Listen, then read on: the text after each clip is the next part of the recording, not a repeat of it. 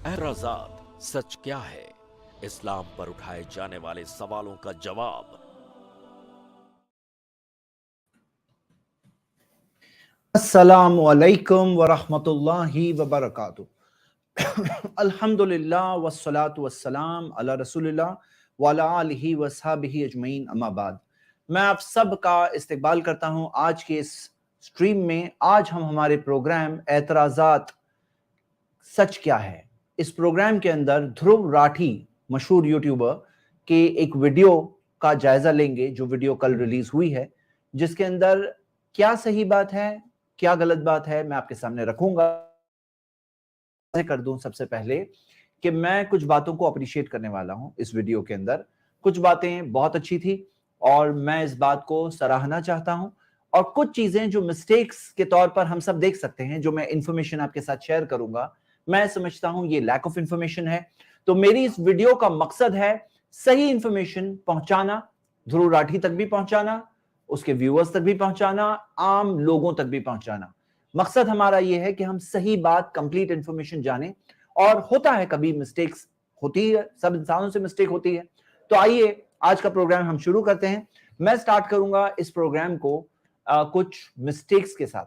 तो मैं मिस्टेक से शुरुआत भले ही कर रहा हूं, और साथ साथ में बीच बीच में हम कुछ चीजें अच्छी भी देखेंगे, अप्रिशिएट भी करेंगे। और ये एक बहुत ही ऑब्जेक्टिव प्रोग्राम है, मतलब हम किसी प्री कंसीव नोशन के साथ नहीं बैठे हैं, कुछ बायस, प्रेजुडिस, तासुब के साथ नहीं बैठे हैं।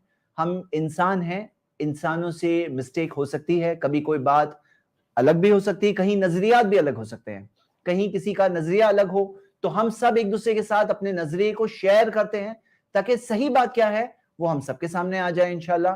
तो आइए स्टार्ट करते हैं। मैं एक मेरे पास कई क्लिप्स यहाँ पे मैंने उस वीडियो में से निकाली है, तो मैं एक वीडियो क्लिप से स्टार्ट करता हूं। और ये एक तरह का एक बेस बात है, यानी एक ऐसी चीज है जिसके ऊपर बहुत सारी चीजें हैं। और ध्रुव राठी ने यही कोशिश की कि बताएं कि किस तरह से क्रिश्चियनिटी, इस्लाम, हिंदुइज्म और दूसरे मजहबों में, कई चीजों में, जुडाइज्म में कॉमन चीजें हैं और कई सारी कॉमन बातें मौजूद है। तो आइए हम स्टार्ट करते हैं इसे, इस एक वीडियो क्लिप से। देखो तो हिंदू लोग एक्चुअली में मूर्तियों की पूजा नहीं करते, बल्कि भगवान का गहराई से देख, अगर आप गहराई से। मैं ये क्लिप शेयर कर रहा हूं, जस्ट 1 मिनट। हाँ, सॉरी।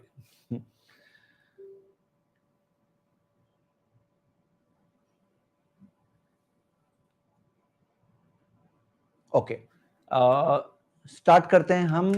फर्स्ट वीडियो क्लिप मैं शेयर कर रहा हूं, जस्ट 1 मिनट। हाँ,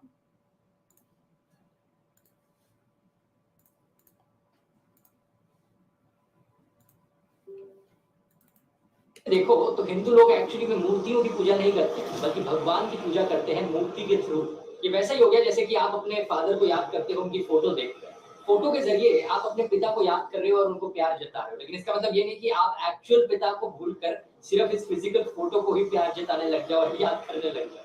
सिमिलरली हर हिंदू जानता है कि यहाँ पर मूर्ति के जरिए भगवान की पूजा करी जा रही है, एक्चुअली में उस फिजिकल मूर्ति की पूजा नहीं करी जा रही। इस चीज का एक अच्छा जवाब आचार्य प्रशांत जी ने दिया था जब मैंने उनके साथ बात करी थी। मूर्ति जो है वो एक सफल प्रयोग रहा, मूर्ति अमूर्त तक जाने का एक अच्छा साधन रही है। और जब मूर्ति पूजा की जाती है तो उसमें कभी नहीं कह दिया जाता कि मूर्ति सत्य है, उसमें ये कहा जाता है कि मूर्ति के माध्यम से मैं सत्य में प्रवेश करूंगा, साकार के माध्यम से मैं निराकार में प्रवेश करूंगा। तो आइए इस चीज का हम एक जायजा लें। और मैं जायजा लेने में, क्योंकि उन्होंने ये बात बताई कि किस तरह से क्रिश्चियनिटी के अंदर भी आइडल वर्शिप मिलती है, और किस तरह से इस्लाम के अंदर जब ये कहा गया है, उन्होंने 2 कुरान के वर्सेस बताए, सूरा 4 वर्स 48 और सूरा 31 वर्स 13, जिसके अंदर ये कहा गया है कि इन्नल्लाह ला यगफिरु अन युश्रका बी, अल्लाह हरगिज माफ नहीं करेगा कि तुम अल्लाह के साथ किसी को शरीक करो। तो एक ये बात थी कि उस एक मालिक के अलावा किसी और की वर्शिप मना है, उस एक मालिक के अलावा किसी और की वर्शिप मना है।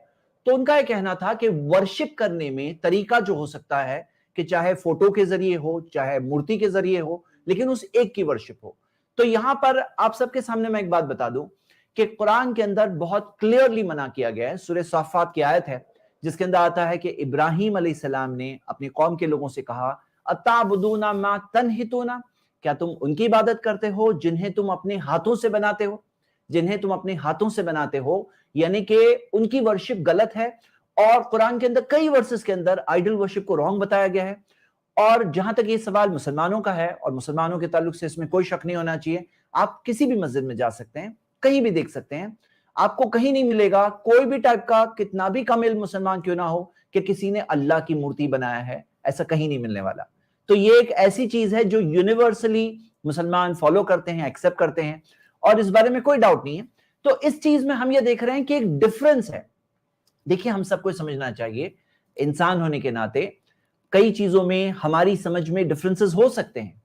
कहीं किसी की सोच कुछ हो, किसी की सोच कुछ हो। अब या तो मूर्ति पूजा सही है या तो मूर्ति पूजा गलत है। एज ह्यूमन बीइंग्स हम सबको इस बारे में गौर करना चाहिए कि सही क्या है, और वो चीज को फॉलो करना चाहिए। जो भी चीज सही है हम फॉलो करेंगे। अब क्योंकि ध्रुव राठी ने एक मिसाल पेश की, उन्होंने क्या कहा कि जिस तरह से एक शख्स अपने फादर की फोटो देख रहा है और फादर की फोटो देखकर फादर को याद करता है, अपने वालिद को, अपने फादर को याद करता है, तो वो किसे याद कर रहा है? वो फोटो को नहीं याद कर रहा है, वो फोटो के जरिए अपने वालिद को याद कर रहा है। लेकिन आप इस बात पर गौर करिए कि वो फोटो भले ही छोटी है, भले ही बेजान है, लेकिन है वो उस वालिद की ही फोटो है।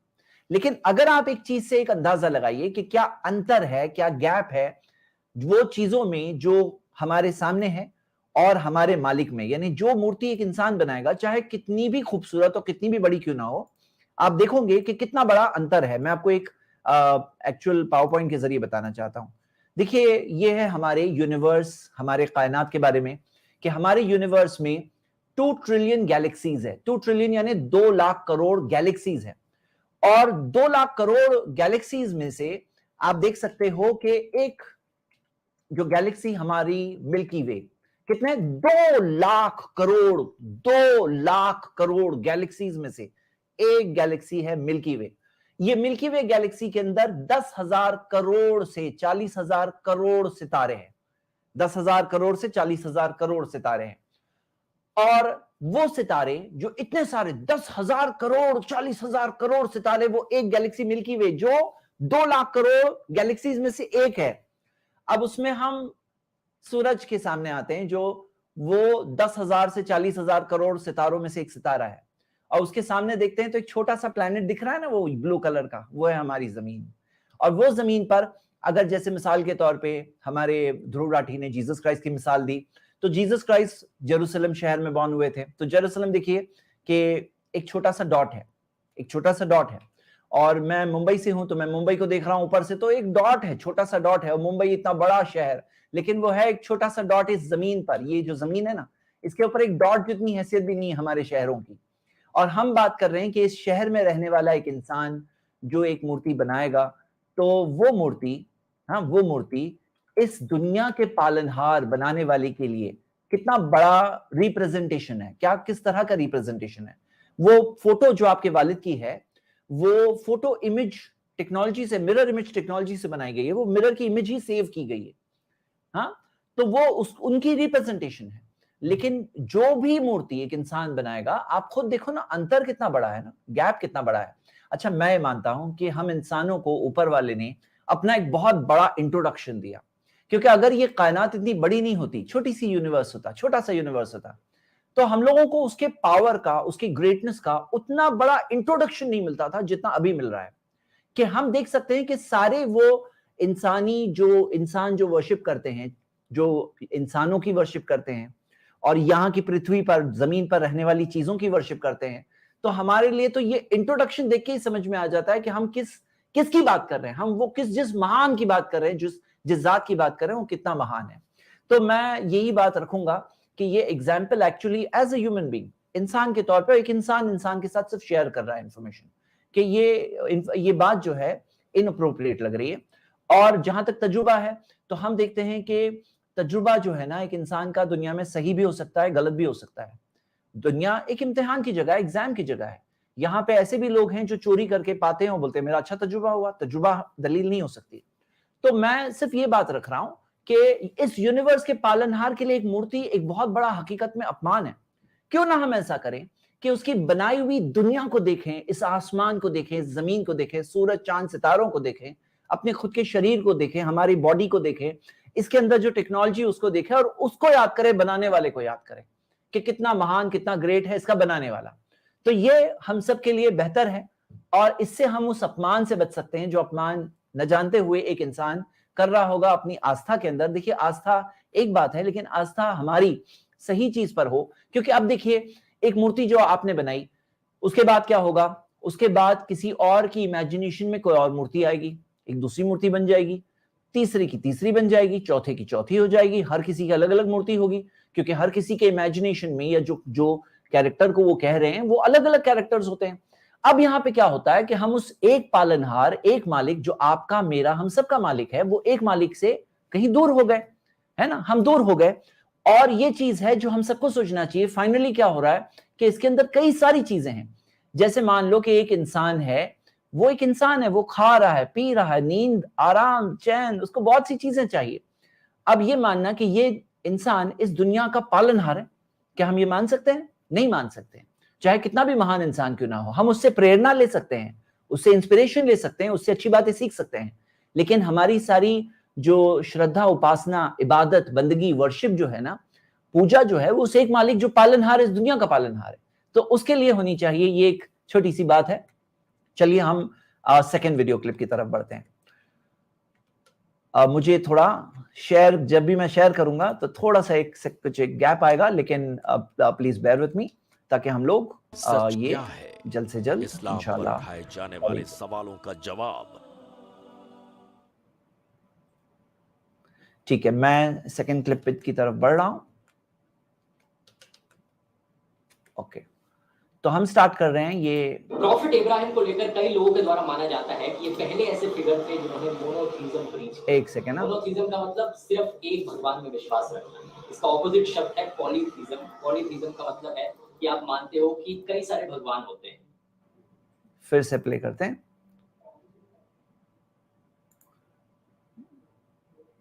प्रॉफिट इब्राहिम को लेकर कई लोगों के द्वारा माना जाता है कि ये पहले ऐसे फिगर थे जिन्होंने मोनोथीज्म प्रीच किया। मोनोथीज्म का मतलब सिर्फ एक भगवान में विश्वास रखना। इसका ऑपोजिट शब्द है पॉलीथीज्म। पॉलीथीज्म का मतलब है कि आप मानते हो कि कई सारे भगवान होते हैं। ठीक है, देखिए, इसमें सबसे पहले मैं एक बात ये कहूंगा कि प्रॉफिट इब्राहिम और सारे प्रॉफिट्स, उनकी जो इमेज बनाना, जो मूर्ति बनाना, फोटो बनाना, यहां से शुरुआत होती है। क्योंकि इंसानों के मामला क्या होता है ना, कि एक होता है तारीफ करते करते करते करते, एक होते हैं भाग्यवान, अच्छे भाग्य वाले, और एक होते हैं भगवान, गॉड। तो किसी की तारीफ जब करते हैं ना, तो भाग्यवान को भगवान बना देते हैं।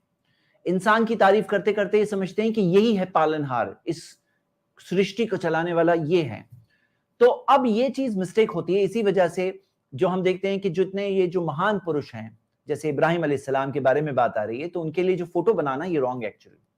और ये फोटोज के अंदर गड़बड़ ये होती है कि एक पर्सन का इमेजिनेशन होता है, इमेजिनेशन में सही गलत सारी बातें आ सकती है, और फिर उसके बाद यही चीज होती है कि इंसान प्रेरणा लेते लेते पूजा करने लगता है, वर्शिप करने लगता है। दूसरी चीज, जो गॉड के लिए एक ऐसे ओल्ड मैन की फोटो जो आपने देखा आई, वो भी बिल्कुल गलत है। आप सोचिए ना कि आप किसकी बात कर रहे हो। एक इंसान जो दुनिया पे रहता है, उसकी क्या हैसियत है? जमीन की क्या हैसियत है पूरे सूरज के सामने? सूरज की क्या हैसियत है मिल्की वे गैलेक्सी में? मिल्की वे गैलेक्सी की क्या हैसियत है यूनिवर्स के अंदर? हम यूनिवर्स के बनाने वाले की बात कर रहे हैं। तो उसके लिए इस तरह के एक ओल्ड मैन बैठा हुआ है थ्रोन पर, ये बिल्कुल गलत है। मतलब मैं शेयर कर रहा हूं बात। अब इसके अंदर ये जो कहा गया कि फर्स्ट प्रॉफिट इब्राहिम अलैहिस्सलाम, इब्राहिम, तो हाँ, उन्होंने भी बताया, और ये बात है कि इस्लाम के अंदर फर्स्ट प्रॉफिट आदम अलैहिस्सलाम खुद वो गाइडेंस लेकर आए थे। जो पहले इंसान, पहले मनुष्य, वो दुनिया में जब आए तो गाइडेंस लेकर आए। हाँ, तो ये एक बड़ी बात है, और वो फर्स्ट प्रॉफिट थे, उन्हें रास्ता बताया गया। और इसी वजह से अब हम आगे बढ़ते हैं आदम अलैहिस्सलाम की स्टोरी की तरफ। ये स्टोरी मैं 2 क्लिप्स में आपके साथ, और ईव की कहानी से ही करते हैं। एडम और ईव की कहानी का नाम जरूर आपने कहीं ना कहीं तो एक सुना ही मिनट रुके होगा। हैं जरा। एडम एंड ईव, पहले एडम और ईव की कहानी से ही करते हैं। शेयर हो रहा है? एडम और ईव की कहानी का नाम जरूर आपने कहीं ना कहीं तो Okay. सुना ही होगा। ठीक है, हम एडम और ईव की कहानी से स्टार्ट कर रहे हैं। चलिए, मैं अभी इसे शेयर करूंगा। साल 1500s में एक बड़े फेमस पेंटर रहते थे। अच्छा, मैं सबसे पहले तो हमारे एक पर्सन ने ट्राई किया कि कुछ चीजें ब्लर आउट करें, फिर भी कोई चीज हो सकता है विजिबल हो, तो चलिए हम इस पे डिस्कस करेंगे। क्योंकि कुछ इमेजेस जो है ना गैर मुनासिब भी थी। इसके अंदर इमेजेस बनाना ही एक तो फर्स्ट गलत है, लेकिन उसके साथ कुछ चीजें जो होती है ये गैर मुनासिब होती है। स्टार्ट कर। 1500s में एक बड़े फेमस पेंटर रहते थे माइकल एंजेलो नाम से। इन्होंने ये बड़ी ऐतिहासिक पेंटिंग बनाई जो कि आज के दिन आपको वेटिकन सिटी म्यूजियम में मिलेगी। इस पेंटिंग में दिखाना चाह रहे हैं कि कैसे भगवान के लिए इस टाइप की फोटो बनाना, ऐसी पेंटिंग बनाना अपमान है। ये हम सब इंसानों को ऐसी चीजों को गलत मानना चाहिए, ऐसी चीजें कहना बिल्कुल गलत है। ये एडम को बनाने के बाद उन्हें गार्डन ऑफ ईडन में प्लेस कर दिया। इस गार्डन में 2 पेड़ लगे हुए थे। पहले पेड़ सिर्फ 2 नहीं थे, पेड़ तो बहुत थे। हाँ, पेड़ तो बहुत थे, और हमारे पास वो पेड़ का जो नाम है, ये Christian version of the story है। मैं चाहता हूं कि ये चीज के बारे में आपके साथ एक अच्छा डिटेल्ड प्रेजेंटेशन में शेयर करूंगा। पहले Christian version of the story है, हम चंद चीजें देखेंगे। द ट्री ऑफ लाइफ और दूसरे पेड़ का नाम the tree of knowledge of good and evil. भगवान ने कहा कि जो खाना है खा लो, बस इस दूसरे पेड़ से कोई फल तो। ये दोनों ट्री के नाम हमें नहीं मिलते। हाँ, वो ट्री था, क्या कौन सा ट्री था कुरान में, मैं आपको इस्लामिक वर्जन बता रहा हूँ क्योंकि वहां नहीं बताया गया था, तो मैं इंफॉर्मेशन शेयर कर रहा हूँ जी। और कई लोगों के लिए शायद कंफ्यूजन हो, ये बताने में मेरा मकसद क्या है, मैं आपको एक बात बता दूं। मेरा मकसद ये है ना कि जो स्टोरी का वर्जन अब हम देख रहे हैं, इसके अंदर बहुत सारे सवाल उठते हैं गॉड के बारे में, और वो सवालों में जब उन्होंने कहा कि ये इस्लाम, क्रिश्चियनिटी, जुडाइज्म का एक कॉमन वर्जन है, तो इसके अंदर सवाल क्रिश्चियनिटी के साथ साथ किसी के जहन में इस्लाम के बारे में भी आ सकता है। तो मैं आपके सामने बता करके क्लियरली बताऊंगा कि क्या डिफरेंस है दोनों स्टोरीज में, क्या डिफरेंस है और क्या है सही बात। मैं आपके साथ सिर्फ इंफॉर्मेशन शेयर कर रहा हूं ताकि हम सब उस सही बात को जान सके। एक बात तो मैं कह ही चुका हूं कि फोटो बनाना और इस तरह से बनाना ये बिल्कुल गलत है, बिना लिबास के। जब जो मालिक इतने सारे उनके लिए उपकार गार्डन में रख सकता है, पूरा गार्डन है जो जन्नत है हम कहते हैं, इतना बड़ा एहसान, इतनी सारे इंतजाम वहां रख सकता है, इतनी खूबसूरत जगह पे उन्हें रख सकता है, तो कपड़े नहीं दे सकता उन्हें? तो कपड़े दे सकता है। तो ये कहना कि इस तरह से वो टोटल इस तरह से थे, ये कहना गलत है। हाँ, उन्होंने जब नाफरमानी की तो सजा के तौर पर उनके पास से वो चीज चली गई, जो लिबास था जन्नत का उनका चला गया, ये सजा के तौर पे था। लेकिन वो बगैर लिबास के थे, ये कहना एक रॉन्ग बात है। लेकिन चलिए, मैंने इंफॉर्मेशन शेयर किया, बड़ी बातें तो आगे आ रही है। मत खाना, बस मेरी एक ही एक कंडीशन। फिर भगवान ने सोचा कि ये एक आदमी अकेला बड़ा लोनली फील करेगा, कोई ना कोई हेल्पर जरूर होना है। फिर भगवान ने सोचा, अच्छा यानी बाद में थॉट आ रहा है, ओहो हो, यानी इंसान के लिए जैसा इंसानों में होता है ना कि कोई चीज करने के बाद में आफ्टर थॉट्स आते हैं, अरे ये तो मैं सोचा ही नहीं। तो ये बात ऊपर वाले के लिए सही नहीं है, क्योंकि आपको मैं बता दूं, कुरान में ये दिया है कि वल्लाहु अला कुल्ली शैइन अलीम, अल्लाह हर चीज को जानने वाला है, वो पीछे आगे हर चीज को जानता है। और अल खबीर उसके नामों में से जो इस्लाम में नाम दिए गए, अल खबीर यानी कि हर चीज की खबर रखने वाला, तो उसके पास पहले से इंफॉर्मेशन है हर चीज की। और इसके अंदर कोई चीज वो भले ही बाद में करे अपने प्लान के तहत, अपने नॉलेज के तहत, लेकिन ऐसा नहीं कि उसको बाद में जाके क्लिक हुआ या बाद में जाके पता चला। कोई चीज एक स्टेज पे करना बेटर है, कोई चीज सेकंड स्टेज पे करना बेटर है। चलिए आगे बढ़ते हैं। तो इसके बाद फिर भगवान ने जमीन से जानवरों और चिड़ियों को बनाया। ये वर्जन कुरान में, हदीस में कहीं नहीं है कि पहले एडम के बाद जानवरों और चिड़ियों को इसलिए बनाया ताकि एडम के पास कंपनी हो जाए, जैसे आप देख रहे हैं शेर के ऊपर हाथ फिरा रहे हैं, ऐसा कहीं कुरान हदीस में नहीं है। ये इस्लामिक वर्जन से कोई कनेक्शन नहीं है इसका जी। लेकिन कोई भी सूटेबल हेल्पर नहीं। फिर भगवान ने एडम को सोने भेजा, और जब वो सो रहा था तो उसकी बॉडी से एक हड्डी निकाली और उस हड्डी से एक औरत को बनाया। इस औरत हड्डी से बनाया, ये बात सही है, ये एक हदीस में आता है। और आदम से ही हव्वा को बनाया गया, यानी कि एक में से दूसरे को बनाया गया, ये बात सही है। खुलिकत मिन दिलैन, फसली से बनाया गया है, ये बात भी सही है, ये इस्लामिक सोर्सेज में भी है। आइए आगे देखते हैं। एडम ने ईव रखा। ईव को एवा भी बुलाया जाता है, जिसका मतलब लाइफ होता है।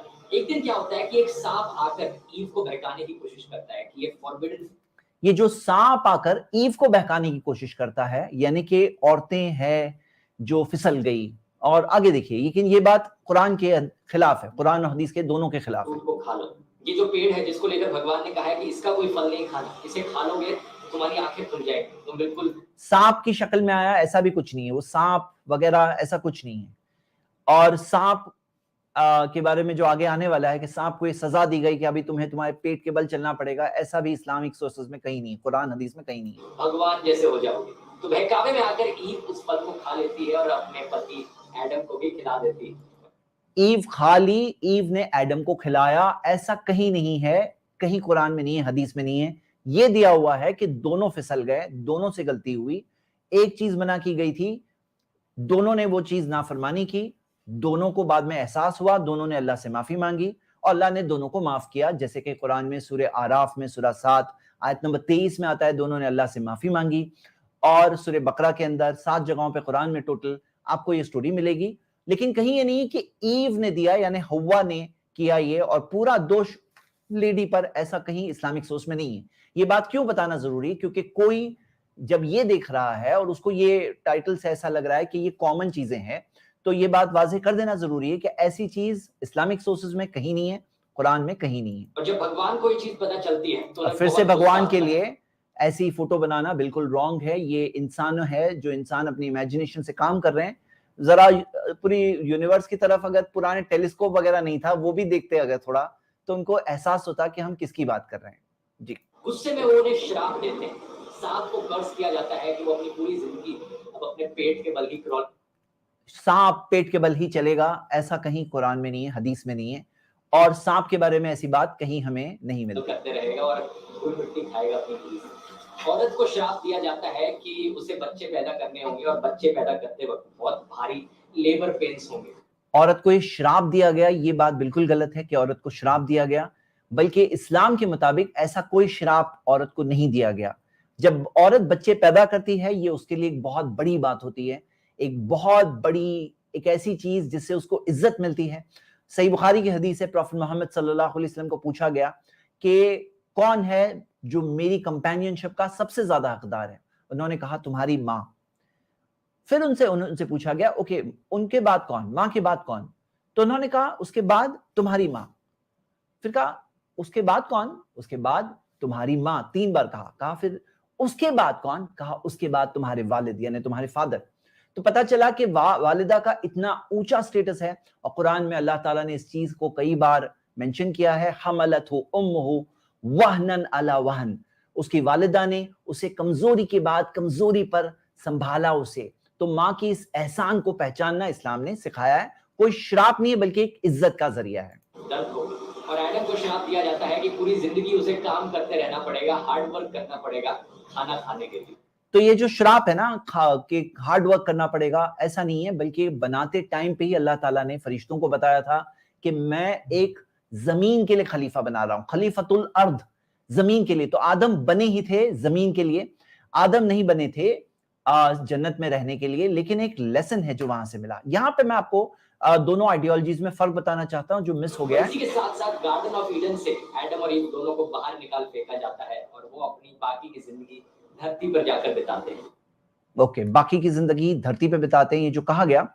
अब आइए हम सब देखते हैं कि क्या डिफरेंस है आखिर में बुनियादी बेसिक आइडियोलॉजी में, क्या डिफरेंस है जो हम देख सकते हैं। बेसिक आइडियोलॉजी की हम बात कर रहे हैं, जस्ट 1 मिनट। हाँ,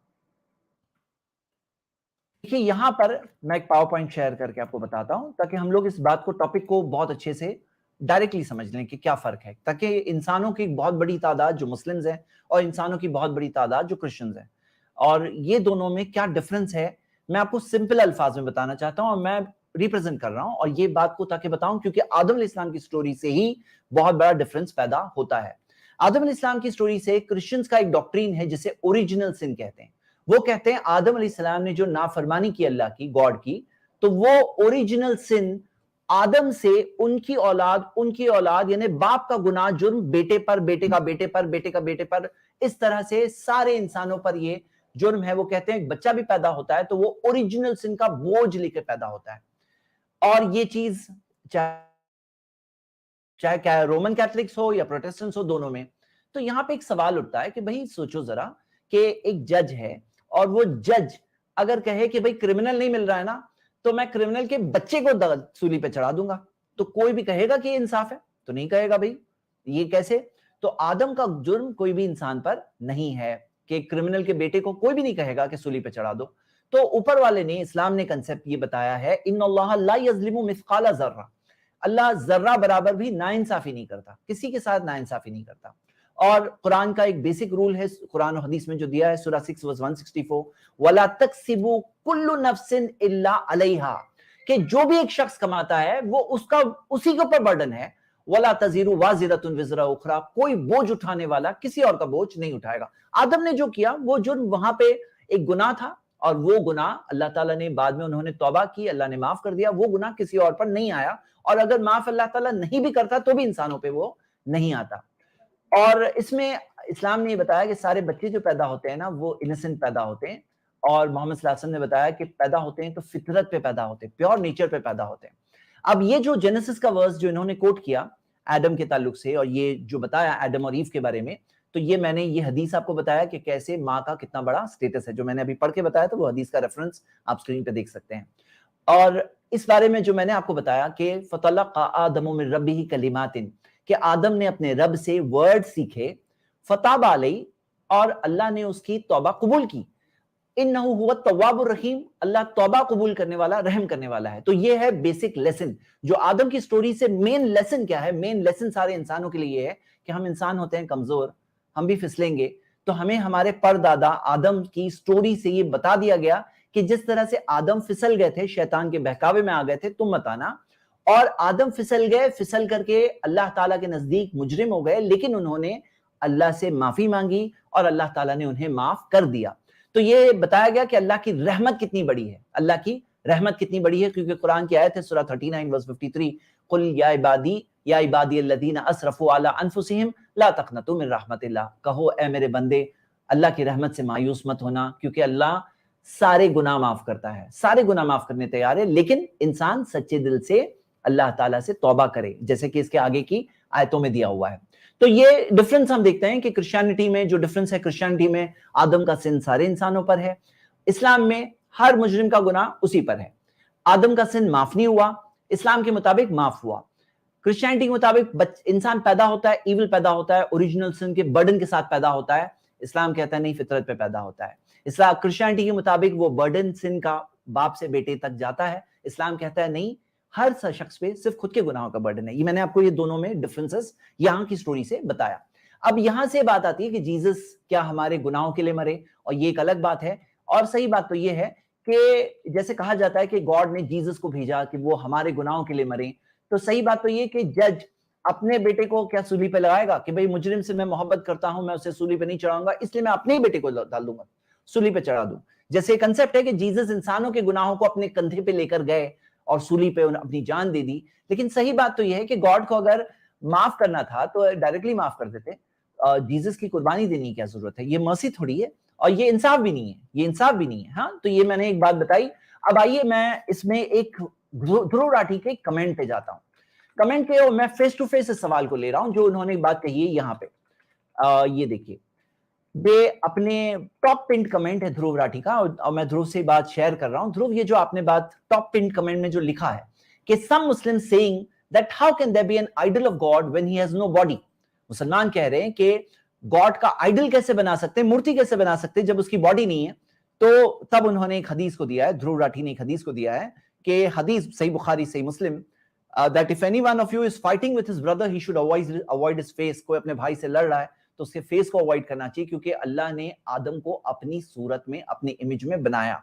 और फिर ध्रुव ये सेकंड एक कुरान की आयत कोट कर रहे हैं, सूरा 38 आयत नंबर 75, कि अल्लाह ने जिसमें कहा है कि मैंने आदम को अपने 2 हाथों से बनाया, तो यहाँ 2 हाथों का जिक्र है।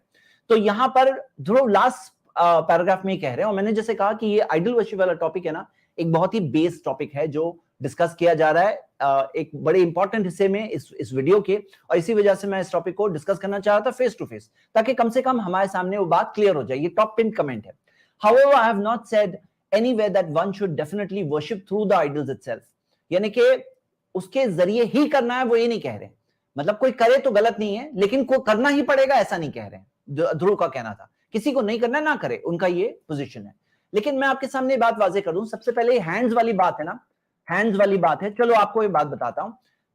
अब हम मखलूक की बात कर रहे हैं, क्रिएशन, हम गॉड की बात नहीं कर रहे हैं। 2 मिनट के लिए गॉड की बात नहीं कर रहे हैं, हम सिर्फ क्रिएशन की बात कर रहे हैं। देखिए, घड़ी के हाथ होते हैं।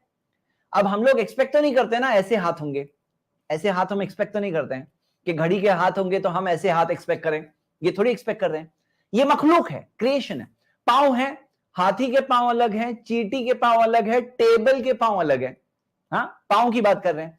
फेस की बात कर रहे हैं तो माउंटेन का face of the mountain English में कहते हैं, फेस ऑफ द माउंटेन। अब हमारा चेहरा अलग है, माउंटेन का फेस ऑफ द माउंटेन अलग है।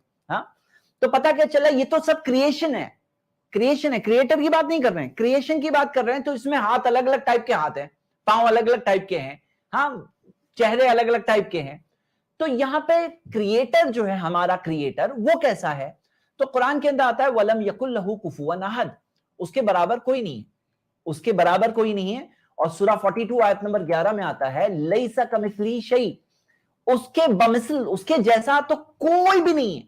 मतलब अगर जो हम देखते हैं कि उसके दो हाथों का जिक्र है, लेकिन वो हाथ कैसे है, वो कैसा है, उसके जैसा कोई भी नहीं है। ऊपर वाले जैसा, गॉड ऑलमाइटी जैसा कोई भी नहीं है।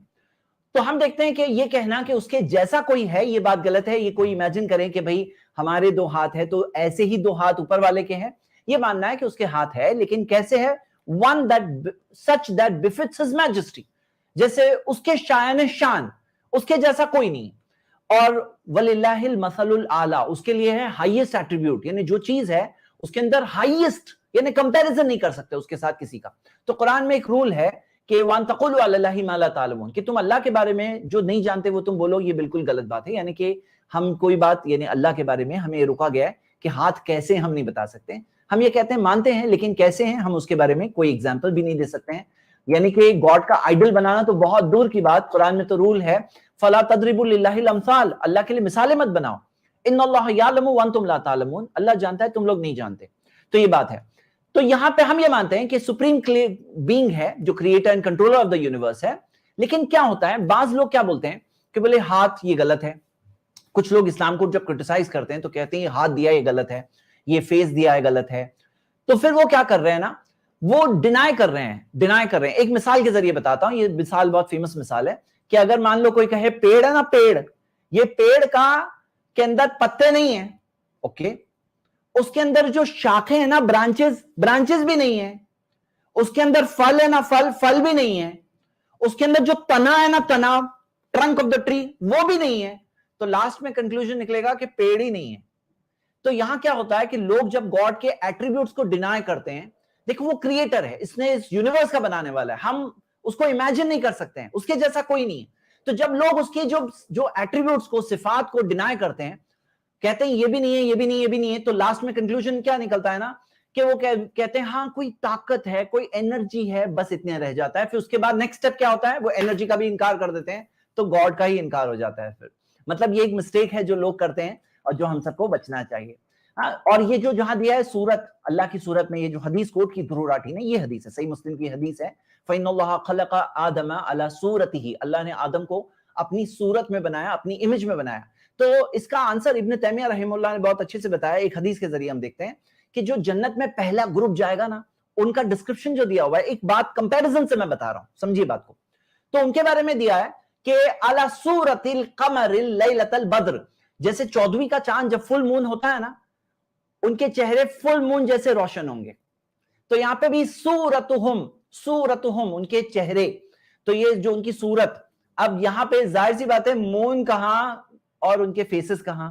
तो हम देखते हैं कि जब यहां सूरत वर्ड दिया है तो एक पर्टिकुलर एट्रीब्यूट, एक पर्टिकुलर सिफत की बात हो रही है, अल्लाह नोस बेस्ट। तो यहां पर इब्न तैमिया रहमतुल्लाह कहते हैं कि जिस तरह से अल्लाह की तमाम सिफतों के हम कहते हैं हाथ है, कैसे हाथ है हम नहीं कह सकते हैं, शायान शान, वन विच बिफिट्स हिज मैजेस्टी, तो ऐसे ही सूरत भी सच एज बिफिट्स हिज मैजेस्टी, लेकिन हम उसके बारे में ये नहीं कह सकते हैं कि इंसान की सूरत जैसी सूरत, ये नहीं कह सकते हैं। हाँ, उसमें से जो चीजें जिक्र है, वो चीजें जिक्र है, वो हम मानते हैं। तो हमारा ये मानना है, आई टेल यू कि हमारा इस्लाम में ये मानना है कि हम मानते हैं कि क्रिएटर है, क्लियर डेफिनेट क्रिएटर है, ऐसा नहीं कि सिर्फ ताकत है, एक क्रिएटर है जिसके पास विल है, जिसके पास इल्म है, नॉलेज है। आप यूनिवर्स को देखो, उसके पावर का एक ब्यूटीफुल इंट्रोडक्शन मिल रहा है हमें, लेकिन हम उसके लिए सिमिलैरिटी कहना कि ऐसा है वो नहीं करते हैं। हम इस टाइप की सिमिलैरिटीज बयान नहीं करते हैं। जस्ट मैंने आप सबके सामने ये बात एक टोटल रखी। हाँ जी, तो चलिए इसके बाद आइए हम नेक्स्ट क्लिप लेते हैं। ये मैं शेयर कर रहा हूँ, थोड़ा सा लेकिन हम डिले अपनी होता कहानी है। में आगे बढ़े तो कई हजारों सालों बाद इंसानों की पॉपुलेशन बढ़ती है धरती पर और भगवान देखने लगते हैं इंसानों को और भगवान को देखकर लगता है कि इंसान बड़े ही दुष्ट बन गए हैं, बुरे बनते जा ओके, रहे हैं। शुरू कहानी में करता हूँ आगे मैं। लेकिन हम अपनी कहानी में आगे बढ़े तो कई हजारों सालों बाद इंसानों की पॉपुलेशन बढ़ती है धरती पर और भगवान देखने लगते हैं इंसानों को और भगवान को देखकर लगता है कि इंसान बड़े ही दुष्ट बन गए हैं। भगवान को देखकर लगता है कि इंसान बने ही दुष्ट बन गए हैं, यानी कि बाद में लग रहा है, देखने के बाद लग रहा है। लेकिन हम जिस जात के बारे में बात कर रहे हैं, कुरान में जो दिया है वो अल खबीर है, उसके पास सब खबरें पहले से है। अल अलीम है, सब चीज का इल्म पहले से है, कंप्लीट नॉलेज है, जो हो रहा है, जो हो चुका है और जो होने वाला है, जर्रे जर्रे का इल्म। और आप सोचो, वो यूनिवर्स का चलाने वाला है, कंट्रोलर है, बनाने वाला है, उसके पास तो उतना इल्म होना जरूरी है। तो जो कुछ होने वाला था वो तो पहले से मालूम है, तो उसको मालूम पड़ने लगता है, ये बात सही नहीं है। मैं फिर से रिपीट कर रहा हूँ, कि इंसान बड़े ही दुष्ट बन गए हैं, बुरे बनते जा रहे हैं। भगवान को रिग्रेट फील होने लगता है, यार क्यों अफसोस। बनाया मैंने इन इंसानों को, ये तो ऐसे निकले। वो डिसाइड करते हैं कि वो पूरी धरती को वाइप आउट कर दें। तो भगवान को अफसोस होने लगता है। ये भगवान के लिए शायान शान नहीं है। गॉड अलमाइटी, ऊपर वाला क्रिएटर, मैं आपको कुरान में क्या दिया बताऊंगा, ये उसके लिए सही बात नहीं है। ऊपर वाला भी ऊपर से देखता होगा तो उसे शर्म आती होगी। जितने इंसान, जानवर और चिड़िया हैं, सब खत्म कर दें। वो चाहता था कि सबको खत्म कर दें, सबको खत्म कर दें। क्या है ये चीज के बारे में सही बात? चलिए मैं आपके सामने इसको रखूं, मैं पावर पॉइंट ओपन कर रहा हूं।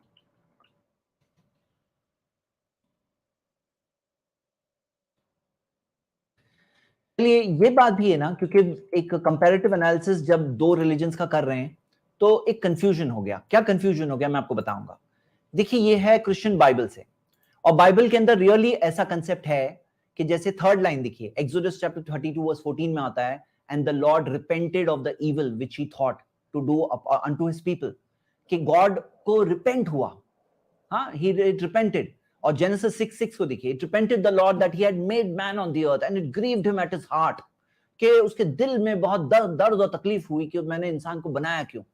लेकिन इस्लाम में दिया है, वमा काना रब्बुका नसिया, तुम्हारा रब भूलता नहीं है, ला यदिल्लु रब्बी वला यंसा, मेरा रब मिस्टेक नहीं करता है, ना भूलता है, गलती नहीं करता है। ये है इस्लाम का कंसेप्ट। ये था क्रिश्चियन बाइबल में कंसेप्ट, कि क्रिश्चियन बाइबल में आप देखोगे गॉड 6 डेज में गॉड ने बनाया आसमान और जमीन को, 7वें दिन आराम किया। सूरा 31, ये एक्सोडस चैप्टर 31 वर्स 17, गॉड ने 6 डेज में बनाया, 7th डे रेस्ट किया। और इस्लाम के अंदर क्लियरली दिया है कि ला ताखुदुहु सिनतुन वला नौम, उसे ना नींद ना ऊंग काबू में करती है। और उसने 6 दिन में आसमान और जमीन को बनाया, 6 यौम, यौम जो है उसका, आसमान और जमीन को जब बनाया 6 दिन, जाहिर सी बात है तब सूरज तो था नहीं, तो ये 24 घंटे वाले दिन की बात नहीं हो रही है, सूरज भी तो बाद में बना। तो ये बात हो रही है पीरियड्स की, और पीरियड्स के अंदर कोई लिमिट नहीं है। यौम वर्ड कुरान के अंदर देखते हैं कि 50,000 साल के लिए भी आया है कुरान के अंदर, 1000 ईयर्स के लिए भी वर्ड यौम, यौम यानी दिन आया है। तो वो जो 6 दिन है उसकी साइज दी हुई नहीं है, वो कितने भी बड़े इपॉक्स, बड़े पीरियड्स भी हो सकते हैं, उसमें कोई लिमिट नहीं है। अब ये देखते हैं कि कुरान के अंदर क्लियरली दिया है कि अल्लाह ताला को कोई थकान नहीं हुई, ना उसे आराम की जरूरत है, ना उसे नींद की जरूरत है, ना उसे ऊंग आती है। ये है इस्लाम के अंदर कंसेप्ट, जुल अर्शिल मजीद फ़आलुल लिमा युरीद, वो जो वो चाहता है वो करता है। क्या करता है? जो वो खुद चाहता है, जो वो चाहता है उसकी मर्जी है। वहु अला कुल्ली शैइन कदीर, हर चीज पे वो कुदरत रखता है, हर चीज पे ताकत रखता है, 100% उसकी मर्जी चलती है। ये बात है, इंट्रोडक्शन है गॉड अलमाइटी का। और ये जो बात जो गॉड के बारे में कही गई, ये एक्चुअली गॉड के लिए सही बात नहीं है, हम इंसानों को ऐसी बात नहीं कहना चाहिए। चलिए भगवान नोआ का इंतजार करते हैं इस बोर्ड आगे बढ़े, जब ये हो जाती है पूरी, तो पूरी धरती पर मैं अगली क्लिप ले रहा हूँ। लगातार 40 दिन और 40 रातों तक बारिश होती रहती है, सब कुछ पानी के अंदर। भगवान नोआ का इंतजार करते हैं इस बोर्ड को। अब ये गॉड ने डिसाइड किया कि खत्म करना है, तो फिर नोआ के बाद जमाने में खत्म करने की बात आई। तो यहां पे बात समझिए कि नूह अलैहिस्सलाम, जो हम नूह अलैहिस्सलाम कहते हैं, उनकी कौम के लोग, वो जो लोग थे उस जमाने में जो बसते थे, वो लोगों को सही बात क्या है बहुत डिटेल में अच्छे से बताया गया, बार बार बताया गया, क्लियरली बताया गया। उन्होंने इनकार किया, रिजेक्ट किया सच्ची बात, सही बात गॉड अलमाइटी के बारे में, ऊपर वाले के बारे में। आखिर में जाकर उनका एक वक्त आया जब उनके लिए सजा थी। ये वो नहीं है कि उस गॉड को अफसोस हुआ कि मैंने इंसानों को क्यों बनाया, ये वो बात नहीं है। हाँ जी, बनाने का, और जब ये हो जाती है पूरी, तो पूरी धरती पर बाढ़ आ जाती है। लगातार 40 पूरी धरती पर बाढ़ आ जाती है, ये कहीं कुरान में नहीं है, ये बिब्लिकल वर्जन है। कुरान में कहीं नहीं कि पूरी धरती पर आती है। हाँ, ये है कि उस जमाने में बसने वाले सारे लोग मर गए, लेकिन हमें ये बात समझ में आती है कि धरती के एक बाज हिस्से पर इंसान उस जमाने में बसा करते थे। अगर आप साइंटिफिकली भी देखो कि शुरू से ही ऐसा नहीं है कि सारे इंसान पूरी दुनिया में फैले हुए थे। पहले दुनिया के एक लिमिटेड एरिया में थे, फिर वहां से आहिस्ते आहिस्ते बढ़ते बढ़ते इंसान बाकी इलाकों में पहुंचे। तो ये अर्ली जमाने की बात हो रही है। तब उस जमाने में जिस इलाके में इंसान बसते थे, उस जमाने में उस जमाने के इंसान सारे के सारे डूब गए इस फ्लड में। क्यों? अपने कारनामों के नतीजे के तौर पर, और ये ऊपर वाले ने भेजा है एक इंसानों के लिए इबरत के तौर पर। दिन और 40 रातों तक बारिश होती रहती है, सब कुछ पानी के अंदर डूब जाता है धरती पर 150 दिन तक। लेकिन नोआ की जो बोट थी, नोआज आर्क, ये पानी पर तैरती है और इसमें बचे लोग जिंदा रहते हैं। ओके, तो ये नोआज आर्क के बारे में आगे जो बात कही इन्होंने, तो चलिए हम देखते हैं इस अब बात को। इंटरेस्टिंग चीज ये है कि हिंदुइज्म में भी हमें एक बहुत सिमिलर कहानी देखने को मिलती है, राजा मनु की कहानी। एक छोटी सी मछली राजा मनु से प्रोटेक्शन मांगती है, और जब राजा उन्हें बचाते हैं, मछली बड़ी होती रहती है। पुराना आप सब ध्यान से सुनिए, मैं कोई एक अहम बात बताने वाला हूँ। ये हिंदू स्क्रिप्चर्स के अंदर राजा मनु की कहानी है। के अकॉर्डिंग ये मछली एक्चुअली में मत्स्य थी, भगवान विष्णु का अवतार। ये मछली राजा मनु से कहती है कि एक बहुत बड़ी बाढ़ आने वाली है, सब खत्म हो जाएगा, एक बोट बना लो बचने के लिए। तो राजा मनु एक बहुत बड़ी बोट बनाते हैं जिसमें कई लिविंग क्रीचर्स, प्लांट्स और सप्तऋषि को रखा जाता है। और जब ये ग्रेट फ्लड आता है तो ये बोट में जिंदा बच जाते हैं और मत्स्य का अवतार उन्हें हिमालयाज की ओर सेफली रास्ता दिखाता है। अब और भी माइंड ब्लोइंग चीज ये है दोस्तों कि मेसोपोटामिया की जो एंशिएंट सिविलाइजेशन थी, वहां मिले स्क्रिप्चर्स में भी एक सिमिलर कहानी लिखी गई है, सुमेरियन एपिक ऑफ गिलगामेश की कहानी। यहाँ पर एक ग्रेट सेज कुछ ना कुछ को वार्निंग मिलती है आने वाले ग्रेट फ्लड के बारे में, और वो अपने रिलेटिव्स, लिविंग क्रीचर्स और खाने को बचा लेते हैं एक बड़ी सी बोट में। इतना ही नहीं, ग्रीक माइथोलॉजी में गॉड ज़्यूस के गुस्से की वजह से एक ग्रेट फ्लड आता है। ड्यूकैलियन को बताया जाता है इस फ्लड के आने के बारे में उनके पिता प्रोमेथियस के द्वारा, और ड्यूकैलियन और उनकी पत्नी एक बोट बनाकर इस फ्लड से बच निकलते हैं। तो ये जो बात आई, और बहुत सूटेबल बात ये थी कि इन्होंने जो अलग अलग स्क्रिप्चर्स से, अलग अलग रिलीजन्स में, हिस्टोरिकल सिविलाइजेशन से जो बातें लाकर डॉक्यूमेंट्री तौर पर आप सबके सामने प्रेजेंट किया, इससे क्या बात समझ में आती है? देखिए, ये जो फ्लड हम बात कर रहे हैं, ये ग्लोबल फ्लड है, और सारे जो इंसान आज इस धरती पे बसते थे, उनके पूर्वज वो कश्ती में थे।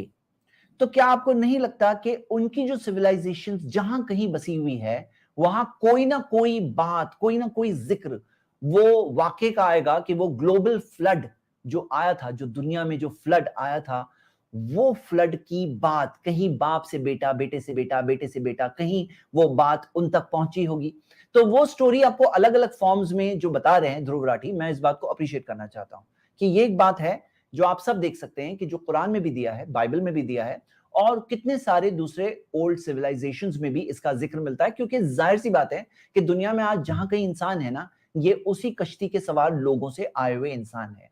तो कोई ताज्जुब की बात नहीं है कि वो स्टोरी के कुछ ना कुछ फॉर्म, जाहिर सी बात है कि जब स्टोरी इतने जमाने से आई है तो कहीं पे एकदम प्योर फॉर्म में मिलेगी, कहीं पे उसके अंदर कुछ करप्शन आएंगे, जैसे हमने एडम की स्टोरी में देखा। और मैं आप सबके सामने ये बात भी रखना चाहता हूं कि आपको कुरान के वर्जन के अंदर ये बात दिखेगी कि कुरान जो है प्रॉफिट मोहम्मद को दिया गया और 1400 साल चले गए, अनचेंज बुक है। ये अल्लाह की तरफ से डायरेक्ट रेवलेशन है। इसके बहुत सारे प्रूफ्स हैं, मैं शेयर कर सकता हूं, आप खुद देख सकते हैं।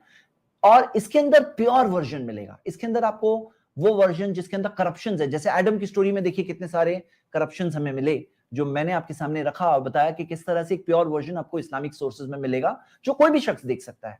तो ये बात को मैं अप्रिशिएट करना चाहता हूं। जैसे मैंने कहा, बात चीजें मैं अप्रिशिएट करूंगा, ऐसा नहीं कि मैं एक क्रिटिक के तौर पर बैठा हूं आज। हाँ जी, चलिए अब हम अगली वीडियो को देते हैं।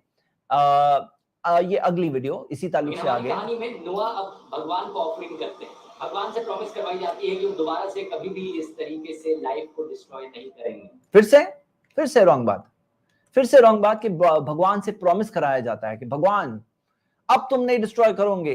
तो इंसान ज्यादा समझदार है, भगवान से ज्यादा समझदार इंसान है, भगवान से ज्यादा रहम करने वाला इंसान है। अरे हम उस पालनहार की बात कर रहे हैं, जरा सोचो, उस पालनहार की बात कर रहे हैं जिसने हमारे मांगे बगैर हमारे सारे इंतजाम जमीन पे किए।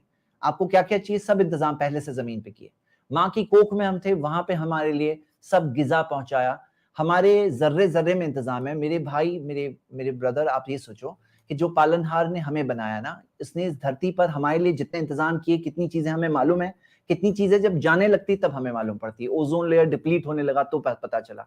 हम लोग सेल के अंदर झांक के देखते हैं तो हम देखते हैं सेल के लेवल से कितने मिरेकल्स हैं जो सेल के लेवल से हमारे लिए है। ऑर्गन्स को देखते हैं, ऑर्गन्स में कितने मिरेकल्स हैं।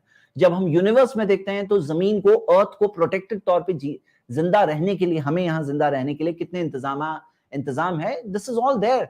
तो हम उस क्रिएटर के बारे में बात कर रहे हैं। तो ये कहना कि उनसे ये लिया गया, मैं ध्रुव को नहीं ब्लेम कर रहा हूँ, वो जो सोर्सेस को कोट कर रहे हैं और जहां से वो बता रहे हैं, तो मैं इस्लामिक वर्जन की क्लैरिटी रख रहा हूँ कि इस्लामिक वर्जन में ऐसा नहीं है। गॉड, इस्लाम के अंदर एक परफेक्ट गॉड का कंसेप्ट है, एक ऐसा गॉड जिसके अंदर कोई कमी नहीं है, उसके अंदर कोई डिफेक्ट नहीं है, वो सारी कमियों से पाक है, वो हम सबका पालनहार है, हम सबका बनाने वाला है। हाँ, तो ये एक बात है जो मैंने आपके सामने रखी है। आगे हम बढ़ते हैं नेक्स्ट, इसके अगली क्लिप। और इसको सुनकर कुछ कंजर्वेटिव मुस्लिम्स, इनफैक्ट कुछ कंजर्वेटिव हिंदूज भी कहते हैं कि क्योंकि हिंदू लोग मूर्तियों की पूजा करते हैं इसलिए मुसलमानों के सामने हिंदूज काफिर हैं।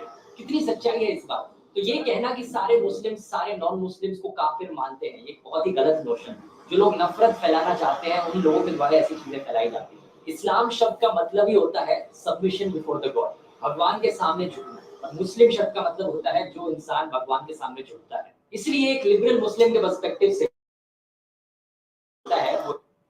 अच्छा, ये इस्लाम और मुस्लिम का जो इंट्रोडक्शन दिया गया बहुत अच्छा है, अप्रिशिएट करता हूं। इस्लाम का मतलब है, सिल्म से आता है, सबमिशन, और मुस्लिम जो सबमिट करता है अपनी मर्जी को अल्लाह की मर्जी के आगे, अपने पालनहार, क्रिएटर, मालिक की मर्जी के आगे सरेंडर करता है। बिल्कुल सही डेफिनेशन है। लेकिन उसके पहले जो बात है, मैं उसके बारे में कुछ बात कहूंगा। क्लिप आगे देख लेते हैं। मुस्लिम क्योंकि अपने धर्म में उसने भगवान को जो भी नाम दिया है वो उस भगवान की पूजा कर रहा है और भगवान के सामने झुक रहा है। और ये मेरा कोई पर्सनल ओपिनियन नहीं। ठीक है, इससे पहले कि हम आगे देखें वीडियो को, एक चीज देख लेते हैं। यहाँ ये जो बात जो ध्रुव ने कही है कि जो मैं रिपीट कर रहा हूँ, एक मिनट आप देख लीजिए, यहाँ देख लीजिए। ये कुछ कंजर्वेटिव हिंदूज भी कहते हैं कि क्योंकि हिंदू लोग मूर्तियों की पूजा करते हैं इसलिए मुसलमानों के सामने हिंदूज काफिर हैं। कितनी सच्चाई है इस बात? तो ये कहना कि सारे मुस्लिम सारे नॉन मुस्लिम्स को काफिर मानते हैं, ये बहुत ही गलत नोशन। जो लोग नफरत फैलाना चाहते हैं उन लोगों के, ठीक है, जो लोग नफरत फैलाना चाहते हैं वो लोग ऐसी बात कहते हैं। एक्चुअली अगर आप देखें, मैं आपको इसका एक पावर पॉइंट शेयर करके बताऊंगा, जस्ट 1 मिनट।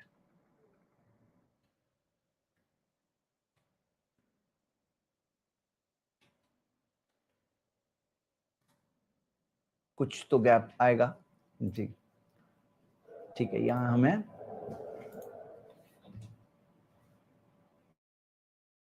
ठीक है, देखिए,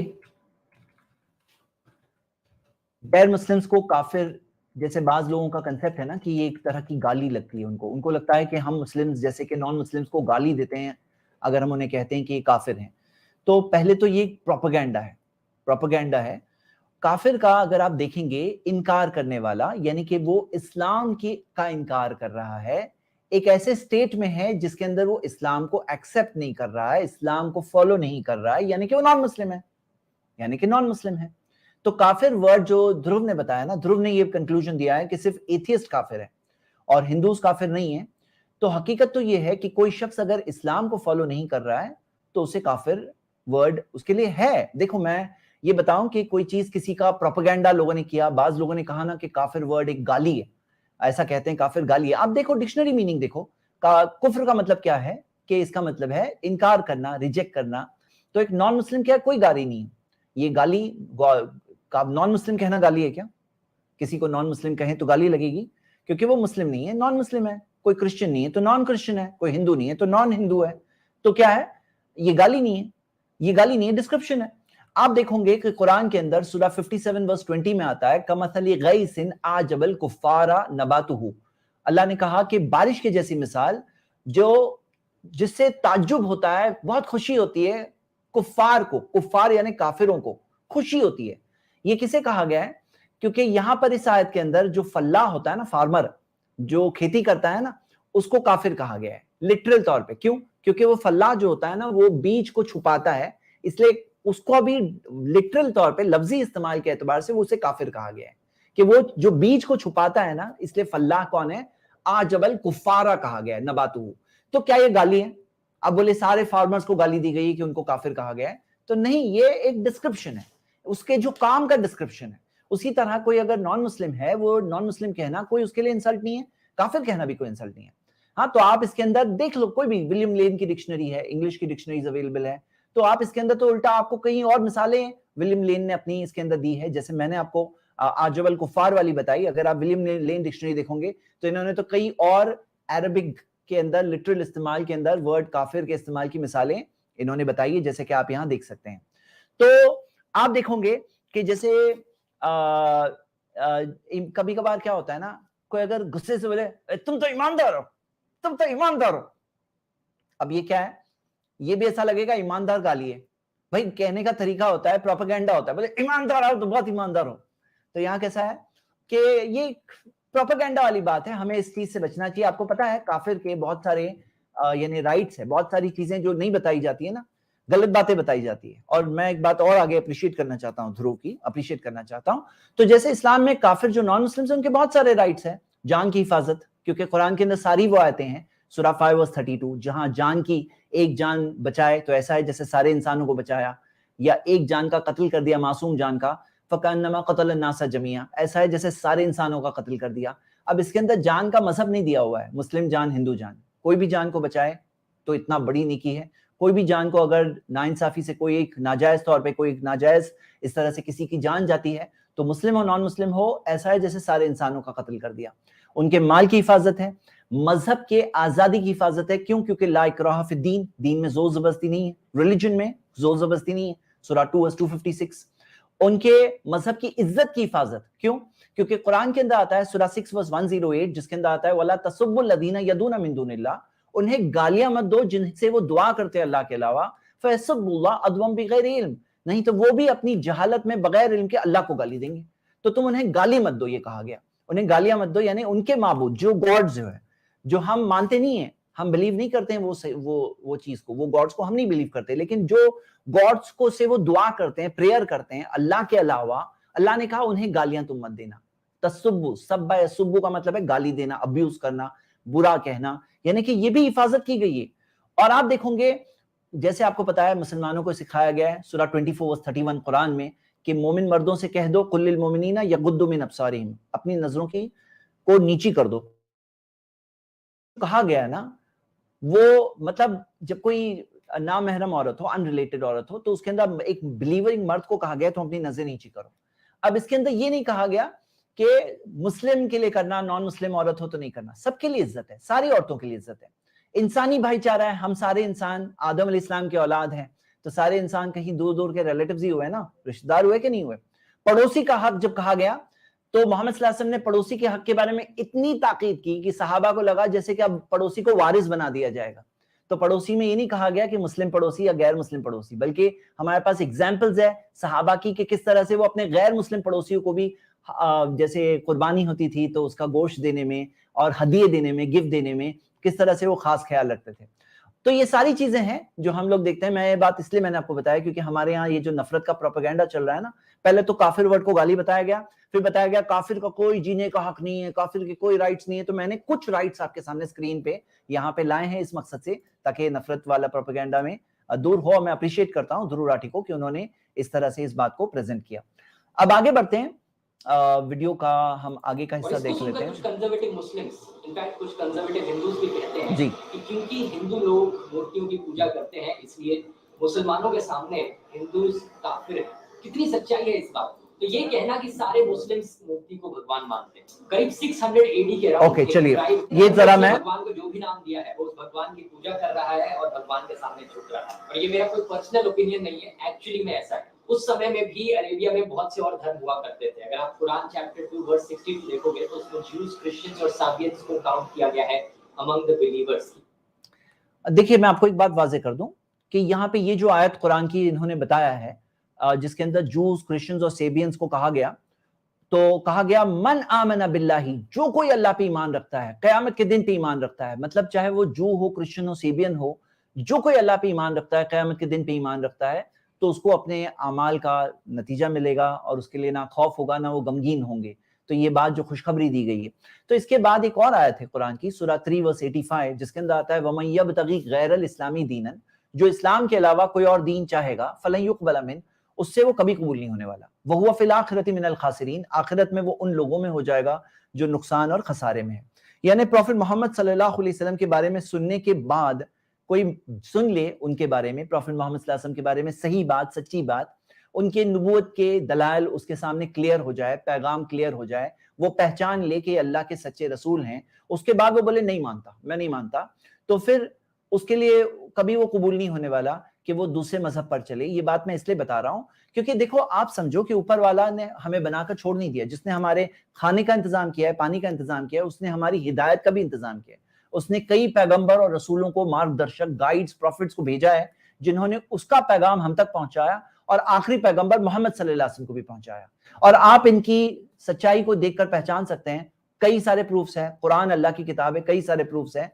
तो ये बात है, अब जिसको मैसेज मिल जाता है और मिलने के बाद वो इनकार करता है, तो फिर उसके लिए बचने का रास्ता नहीं है। अगर वो सच्ची बात, सही बात देखकर समझता है, नहीं जानता तो उसके और अल्लाह के बीच की बात है, वो हम नहीं फैसला करेंगे। लेकिन अगर वो समझता है और इनकार करता है तो फिर कैसे बचेगा, जब इतनी बुनियादी चीज अल्लाह ने, ऊपर वाले ने अकल क्यों दिया है, हमें सोचने के लिए तो दिया है ना।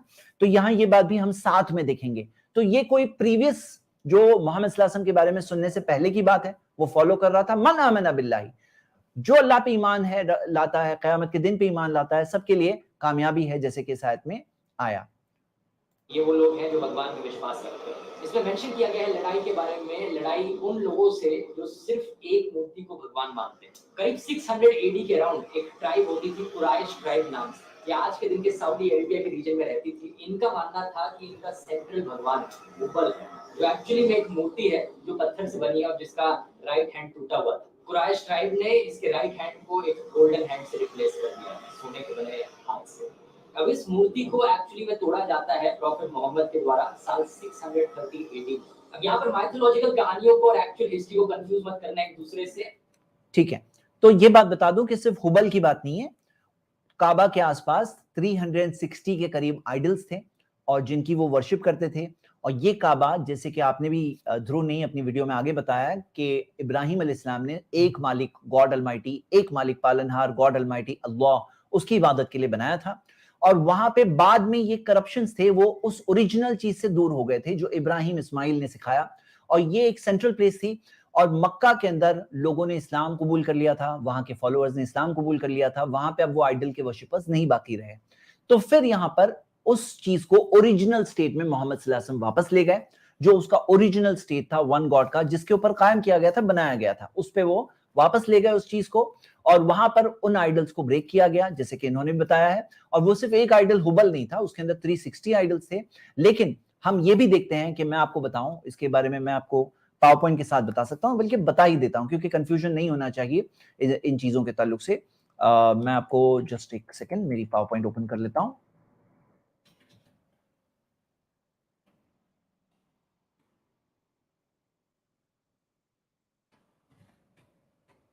जी, आप ये देखोगे, क्या इस्लाम आइडल्स को तोड़ना सिखाता है? तो ये किताब है जो इस टॉपिक पे बहुत डिटेल्ड बुक है, जिसके अंदर इब्न अल क़य्यिम ने ये अहकामु अहले ज़िम्मा, ये टॉपिक को बहुत अच्छे से एक्सप्लेन किया, non Muslims in a Muslim state. और आपको सूरा 22 वर्स 39-40 पढ़ेंगे तो जिसके अंदर अल्लाह सुब्हानहू व तआला ने दूसरे मजहब की इबादत की जगहों को प्रोटेक्ट करने के ताल्लुक से बात सिखाई और प्रोटेक्ट करना सिखाया। और जैसे कि हम यहाँ देखते हैं, और दीन के अंदर जब जोर जबरदस्ती नहीं है तो ये भी चीज उसमें शामिल नहीं है। गालियां देना भी मना है, जैसे कि हम देख चुके हैं। और मोहम्मद सल्लल्लाहु अलैहि वसल्लम ने जब जंग के लिए भेजते, अबू बकर रज़ियल्लाहु अन्हु जब जंग के लिए भेजते तो कहते थे ला युक़तलुर राहिबु फी सौमाअती, कि कोई राहिब, कोई मॉन्क हो ना, उसको अपने मोनास्ट्री में उसका कत्ल नहीं करना। ये सिखाते मुसन्नफ इब्न अबी शैबा की हदीस है। अब मुस्लिम्स ने हुकूमत तो इतने बड़े रीजन पर किया, जैसे कि आप ये इसमें देख सकते हो। अब ये रीजन में आपके सामने इजिप्ट की 4 बड़े बड़े चर्चेस है। जैसे बाज लोग आज कह रहे हैं ना कि रिलीजियस, बाकी दूसरे रिलीजन की सारी रिलीजियस प्लेसेस को तोड़ दो, ऐसा कहते हैं ना लोग, तोड़ दो, इस्लाम सिखाता है। तो अच्छा, अगर ऐसा है तो मुस्लिम्स ने तो रूल किया ना, देख रहे हो ना, इजिप्ट इसमें है, इजिप्ट इसमें है। इजिप्ट में आपको ये सारे चर्चेस मिलेंगे, 4th century, 5th century, 7th century के बड़े बड़े चर्चेस। तो आप बताओ ये क्यों नहीं तोड़े गए, दूसरी इबादत गाहें क्यों नहीं तोड़ी गई? और सीरिया में मुसलमानों ने रूल किया, 4th सेंचुरी का, 4वीं सदी का है ये चर्च मौजूद है। इराक के अंदर आप देख सकते हो 770 CE का ये चर्च मौजूद है। मुस्लिम्स ने इंडिया में रूल किया, और इंडिया के अंदर आप देख सकते हो कि कितने सारे फेक प्रोपेगेंडा है, लोग कहते हैं कि ये तोड़ा। बाकी आपको बहुत सारी चीजें उल्टा, आपको ऐसी मिसाल भी मिलेगी जहां टीपू सुल्तान ने तो उल्टा रिस्टोर किया था एक हिंदू टेंपल को, जिसको मराठास ने तोड़ा था उस जमाने में। आप ये आर्टिकल पढ़ सकते हैं, खुद देख सकते हैं। औरंगजेब के बारे में आता है कि टेंपल्स को ग्रांट्स भी दिया। ये हुकूमती बातें, ये रूलर की बात है, लेकिन प्रोपेगेंडा आपको दूसरा मिलेगा। तो आप ये देखोगे कि इसके अंदर ये चीज मिलती है। ये मैंने, क्योंकि टॉपिक रिलेटेड था इसलिए मैंने साथ में ले लिया एज इंफॉर्मेशन। हाँ जी, हम आगे देखते हैं, वीडियोस कंटिन्यू करते हैं।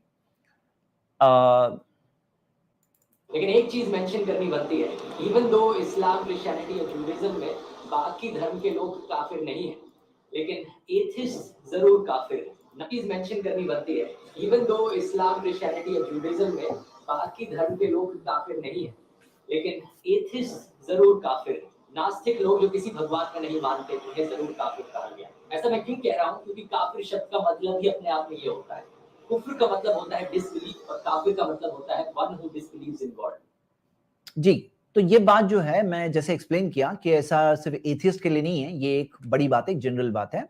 चलिए, और इसके अंदर सारे वो लोग जो नहीं बिलीव करते, लेकिन ये कोई इंसल्ट नहीं है। हाँ, चलिए, ऐसा इंसान जो भगवान में विश्वास ही नहीं रखता। लेकिन क्या इसका मतलब ये हुआ कि जो काफिर लोग हैं उन सबको मार देना चाहिए? ऐसी चीजें तो दो ही तरीके के लोग आपसे कह सकते हैं। पहले साइकोपैथ, टेररिस्ट लोग जो एक्चुअली में लोगों को मारना चाहते हैं, और दूसरे व्हाट्सएप प्रोपेगेंडा फैलाने वाले लोग जो लोगों में डर बिठाना चाहते हैं। एक्चुअली में रिलीजियस स्क्रिप्चर्स में क्या लिखा गया है? कुरान चैप्टर 9 वर्स 5 में लिखा है, किल द मुशरिक, मतलब disbelievers wherever you find them. ऐसी लाइनें कई रिलीजियस स्क्रिप्चर्स में मिलेंगी। Hebrew Bible book 1 Samuel chapter 15, Samuel भगवान का संदेशा सॉल को पहुंचाते हैं, now go attack the Amalekites and totally destroy everything that belongs to them, do not spare them. Christianity, gospel of Matthew chapter 10 verse 34 to 36, Jesus अपने disciple से कहते हैं, do not suppose that I have come to bring peace to the earth, I did not come to bring peace but a sword. Bhagavad Gita chapter 2 श्लोक 31 to 38, भगवान कृष्ण अर्जुन से कहते हैं, happy are the Kshatriyas, the warriors to whom such fighting opportunities come unsought,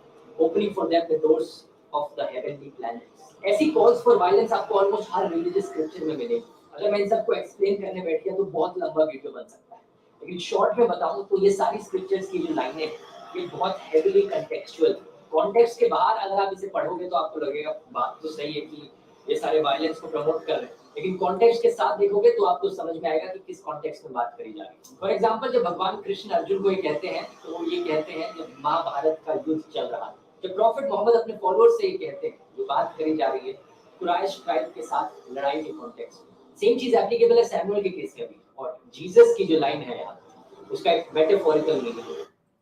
okay, तो बात मैं जो appreciate करूंगा कि बहुत ही वेल एक्सप्लेन्ड, इन्होंने बहुत अच्छी मिसाल से, दूसरे मजहबों की मिसाल से। बाज लोग क्या होता है ना, आज ये आयत को कोट करके प्रोपेगेंडा करते रहते हैं और ये नहीं बताते हैं कि कॉन्टेक्स्ट है। ये आयत नंबर 5 है, सूरह तौबा की आयत नंबर 5 है ये, और उसके आगे जो 4 आयतें हैं, तो आप क्लियरली देख सकते हैं कि एक जंग के माहौल, जंग के सीजन, जंग, वो उस चीज के तहत बात हो रही है। ऐसे नहीं कि रास्ते चलते नॉन मुस्लिम को किल कर दो, ये सिखा रहा है, बिल्कुल गलत बात है। और इन्होंने बहुत सही बताया, ये कॉन्टेक्सचुअलाइज्ड है। ऐसे कॉन्टेक्स्ट को निकालेंगे तो आपके सामने तो बहुत सारी ऐसी मिसालें आएगी, और ये चीजों को आप देख सकते हैं। और आयत नंबर 6 देखोगे तो अल्लाह ताला ने क्या कहा, वइन अहदु मिनल मुश्रिकीन इस्तजारका फाजिरहु हत्ता यस्मा कलाम अल्लाह। अगर मुश्रिकीन में से कोई अगर आपकी पनाह मांगे, सोचो जिनसे जंग हो रही है, वो जंग के माहौल के अंदर पनाह मांग ले आपकी, तो अल्लाह ताला ने कहा फाजिरहु, उसे पनाह दे दो, हत्ता यस्मा कलाम अल्लाह, यहां तक कि वो अल्लाह के कलाम को सुनना ले। सुम्मा अबलिगहु मा मनहु ज़ालिका बिअन्नहुम कौमुन ला यअलमून, फिर उसे ऐसी जगह तक पहुंचाओ जहां वो सेफ रहे, क्योंकि ऐसे लोग हैं जिनको पता नहीं है। तो अल्लाह ताला ने बताया। अब जैसे मैं एक मिसाल आपके सामने रख रहा हूं, ये देखो, पुलिस लॉकडाउन के दौरान मार रही थी लोगों को, लॉकडाउन एनफोर्स करने के लिए। ऐसी मिसालें बहुत सारी मिलेगी आपको। अब कोई अगर इसका कॉन्टेक्स्ट निकाल दे और बोले कि देखो मुंबई की पुलिस है ना, कितनी बड़ी जालिम है, इस तरह से मासूम लोगों को मार रही थी, तो फिर हम कहेंगे कि उनको कॉन्टेक्स्ट से बाहर निकालकर किसी को विलेन दिखाना है, किसी को आउट ऑफ कॉन्टेक्स्ट बताना है, तो चीजें बदल जाती है कि नहीं बदलती है? हाँ, तो कुरान की आयत यह है कि एक जान, मासूम जान का कत्ल करे ऐसा है जैसे सारे इंसानों का कत्ल कर दिया। ये बात क्यों नहीं बताते हैं साथ में? उस मासूम जान में सारे इंसान उसमें शामिल है, सब के सब, कोई भी मजहब का क्यों ना हो। जी, तो ये मैं अप्रिशिएट कर रहा हूं ध्रुव राठी का। मैंने कुछ एडिशनल कमेंट्स उसमें ऐड किया। अगली क्लिप देखते हैं। इजिप्ट में जो उस समय राजा होता था उसे फारो कहते थे। फारो के ऑफिशियल साराई को देखते हैं, उसकी तारीफ करते हैं और अपने पैलेस में लेकर जाते हैं। क्योंकि इब्राहिम ने कहा कि वो उसका भाई था, तो इब्राहिम को भी अच्छी सी ट्रीटमेंट मिलती है। ये फिर से देख प्ले कर रहा हूँ। इजिप्ट में जो उस समय राजा होता था उसे फारो कहते थे। फारो के ऑफिशियल साराई को देखते हैं, उसकी तारीफ करते हैं और अपने पैलेस में लेकर जाते हैं। क्योंकि इब्राहिम ने कहा कि वो उसका भाई था, तो इब्राहिम को भी अच्छी सी ट्रीटमेंट मिलती है। ओके, तो यहाँ पे मैं आपके सामने बात रखना चाहता हूँ। मैं जरा पावर पॉइंट शेयर करके बताऊंगा। ये जो बात कही ना कि इजिप्ट में इब्राहिम, क्योंकि इब्राहिम के बारे में बहुत बात आई है यहाँ पर, बहुत बातें आई है। तो इब्राहिम जो लेके जाते हैं और उन इजिप्ट में, और वो उनकी वाइफ, वहां के जो बादशाह को फैरो कहते हैं। तो मैं आपको एक बात बता रहा हूँ, फैरो, देखिए सूरह यूसुफ आप पढ़ोगे ना, इब्राहिम की बात नहीं कर रहा हूं, इब्राहिम के बहुत बाद, इब्राहिम के बाद यानी इब्राहिम के बेटे कौन, इसहाक, एक बेटे इसहाक, आइजैक जिन्हें कहते हैं, उनकी बात कर रहा हूं। उनके बेटे याकूब, याकूब जो इसहाक के बेटे, और याकूब के बेटे यूसुफ, मैं बात कर रहा हूं यूसुफ की, यानी इब्राहिम से बहुत बाद। आप कुरान में एक चीज देखोगे, और मैं ध्रुव से बात कह रहा हूं और सारे व्यूअर से भी कह रहा हूं, एक बहुत ब्यूटीफुल बात है। आप देखोगे कुरान में सूरह यूसुफ में 5 जगहों पर जहां पे मिस्र के रूलर की बात आ रही है, तो उसे मलिक कहा गया है, बादशाह, मलिक, काल अल मलिक, मलिक ने कहा, उसे फैरो नहीं कहा गया। लेकिन इन कंपैरिजन आप मूसा अलैहिस्सलाम के जमाने के फैरो को देखोगे, बादशाह को देखोगे, मूसा, मोसेस के टाइम पे, तो उस टाइम पर कुरान में आप देखोगे कि मूसा के टाइम के बादशाह को फैरो, फिरौन कहा गया। 67 प्लेसेस है कुरान में फिरौन। लेकिन यूसुफ अलैहिस्सलाम के जमाने के बादशाह को, मिस्र के रूलर को फैरो नहीं कहा गया। ध्रुव ने यूसुफ नहीं, यूसुफ के परदादा इब्राहिम अलैहिस्सलाम के जमाने के रूलर को फैरो कहा। मैं एक सवाल इसमें उठा रहा हूं, एक बात कह रहा हूं, जो उनका भी सोच है, लेकिन मैं एक बात कंपैरिजन में बता रहा हूं। अगर आप देखोगे आज इजिप्शियन हिस्ट्री को 8 पीरियड्स में डिवाइड किया गया है। उसमें old kingdom, middle kingdom, new kingdom है, और दरमियान में इंटरमीडिएट पीरियड्स हैं। आप देखोगे कि जो हिस्टोरिकल एविडेंस को कोरिलेट करके ये देखा जाता है कि यूसुफ तकरीबन मिडिल किंगडम में थे और मूसा न्यू किंगडम के पीरियड में थे। और आप देख रहे हो कि यूसुफ अलैहिस्सलाम के टाइम के बादशाह को किंग कहा गया, मलिक कहा गया, और मूसा अलैहिस्सलाम के टाइम के बादशाह को फैरो कहा गया।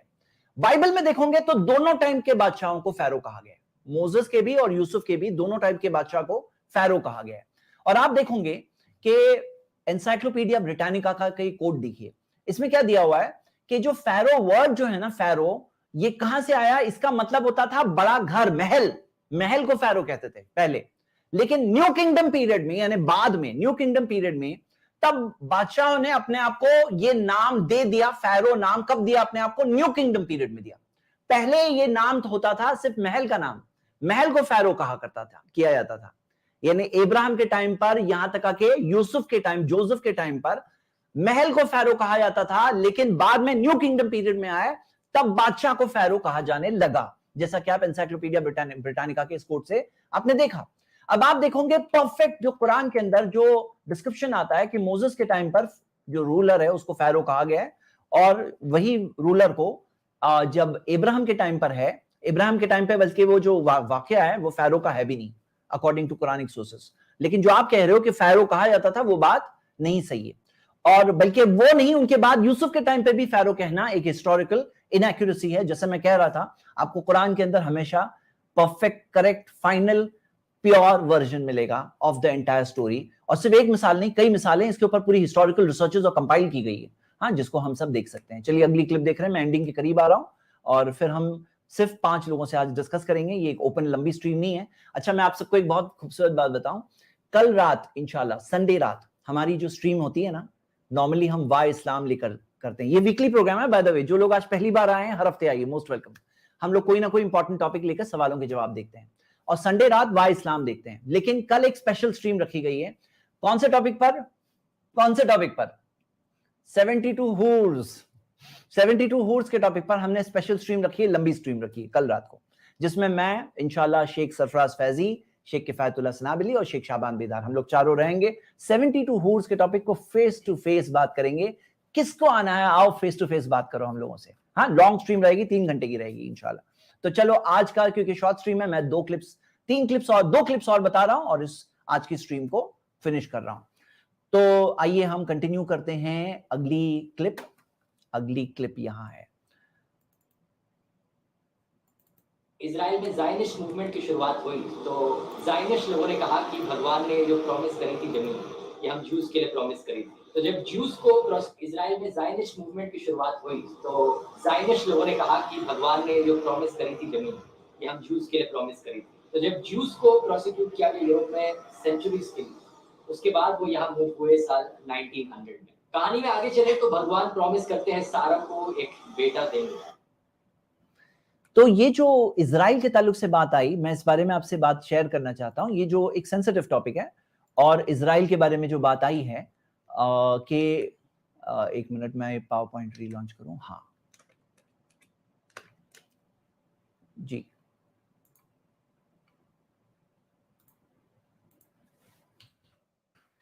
तो ये जो लैंड है, प्रॉमिस लैंड जूस को दिया गया, और यही बेसिस एक्चुअली बाइबल का जो वर्स ध्रुव कोट कर रहे हैं वो ये वर्स है, ये जेनेसिस चैप्टर 15 वर्स 18, जिसके अंदर आता है in that day the Lord made a covenant with Abram, शुरू में इब्राम नाम था, बाद में इब्राहिम नाम हुआ, सेइंग, गॉड ने वादा किया इब्राहिम के साथ, सेइंग, ये कहते हुए कि मैंने ये जमीन मिस्र इजिप्ट की दरिया से लेकर जो ग्रेट दरिया यानी यूफ्रेटिस तक मैंने जमीन दे दिया है तुम्हारे unto thy seed,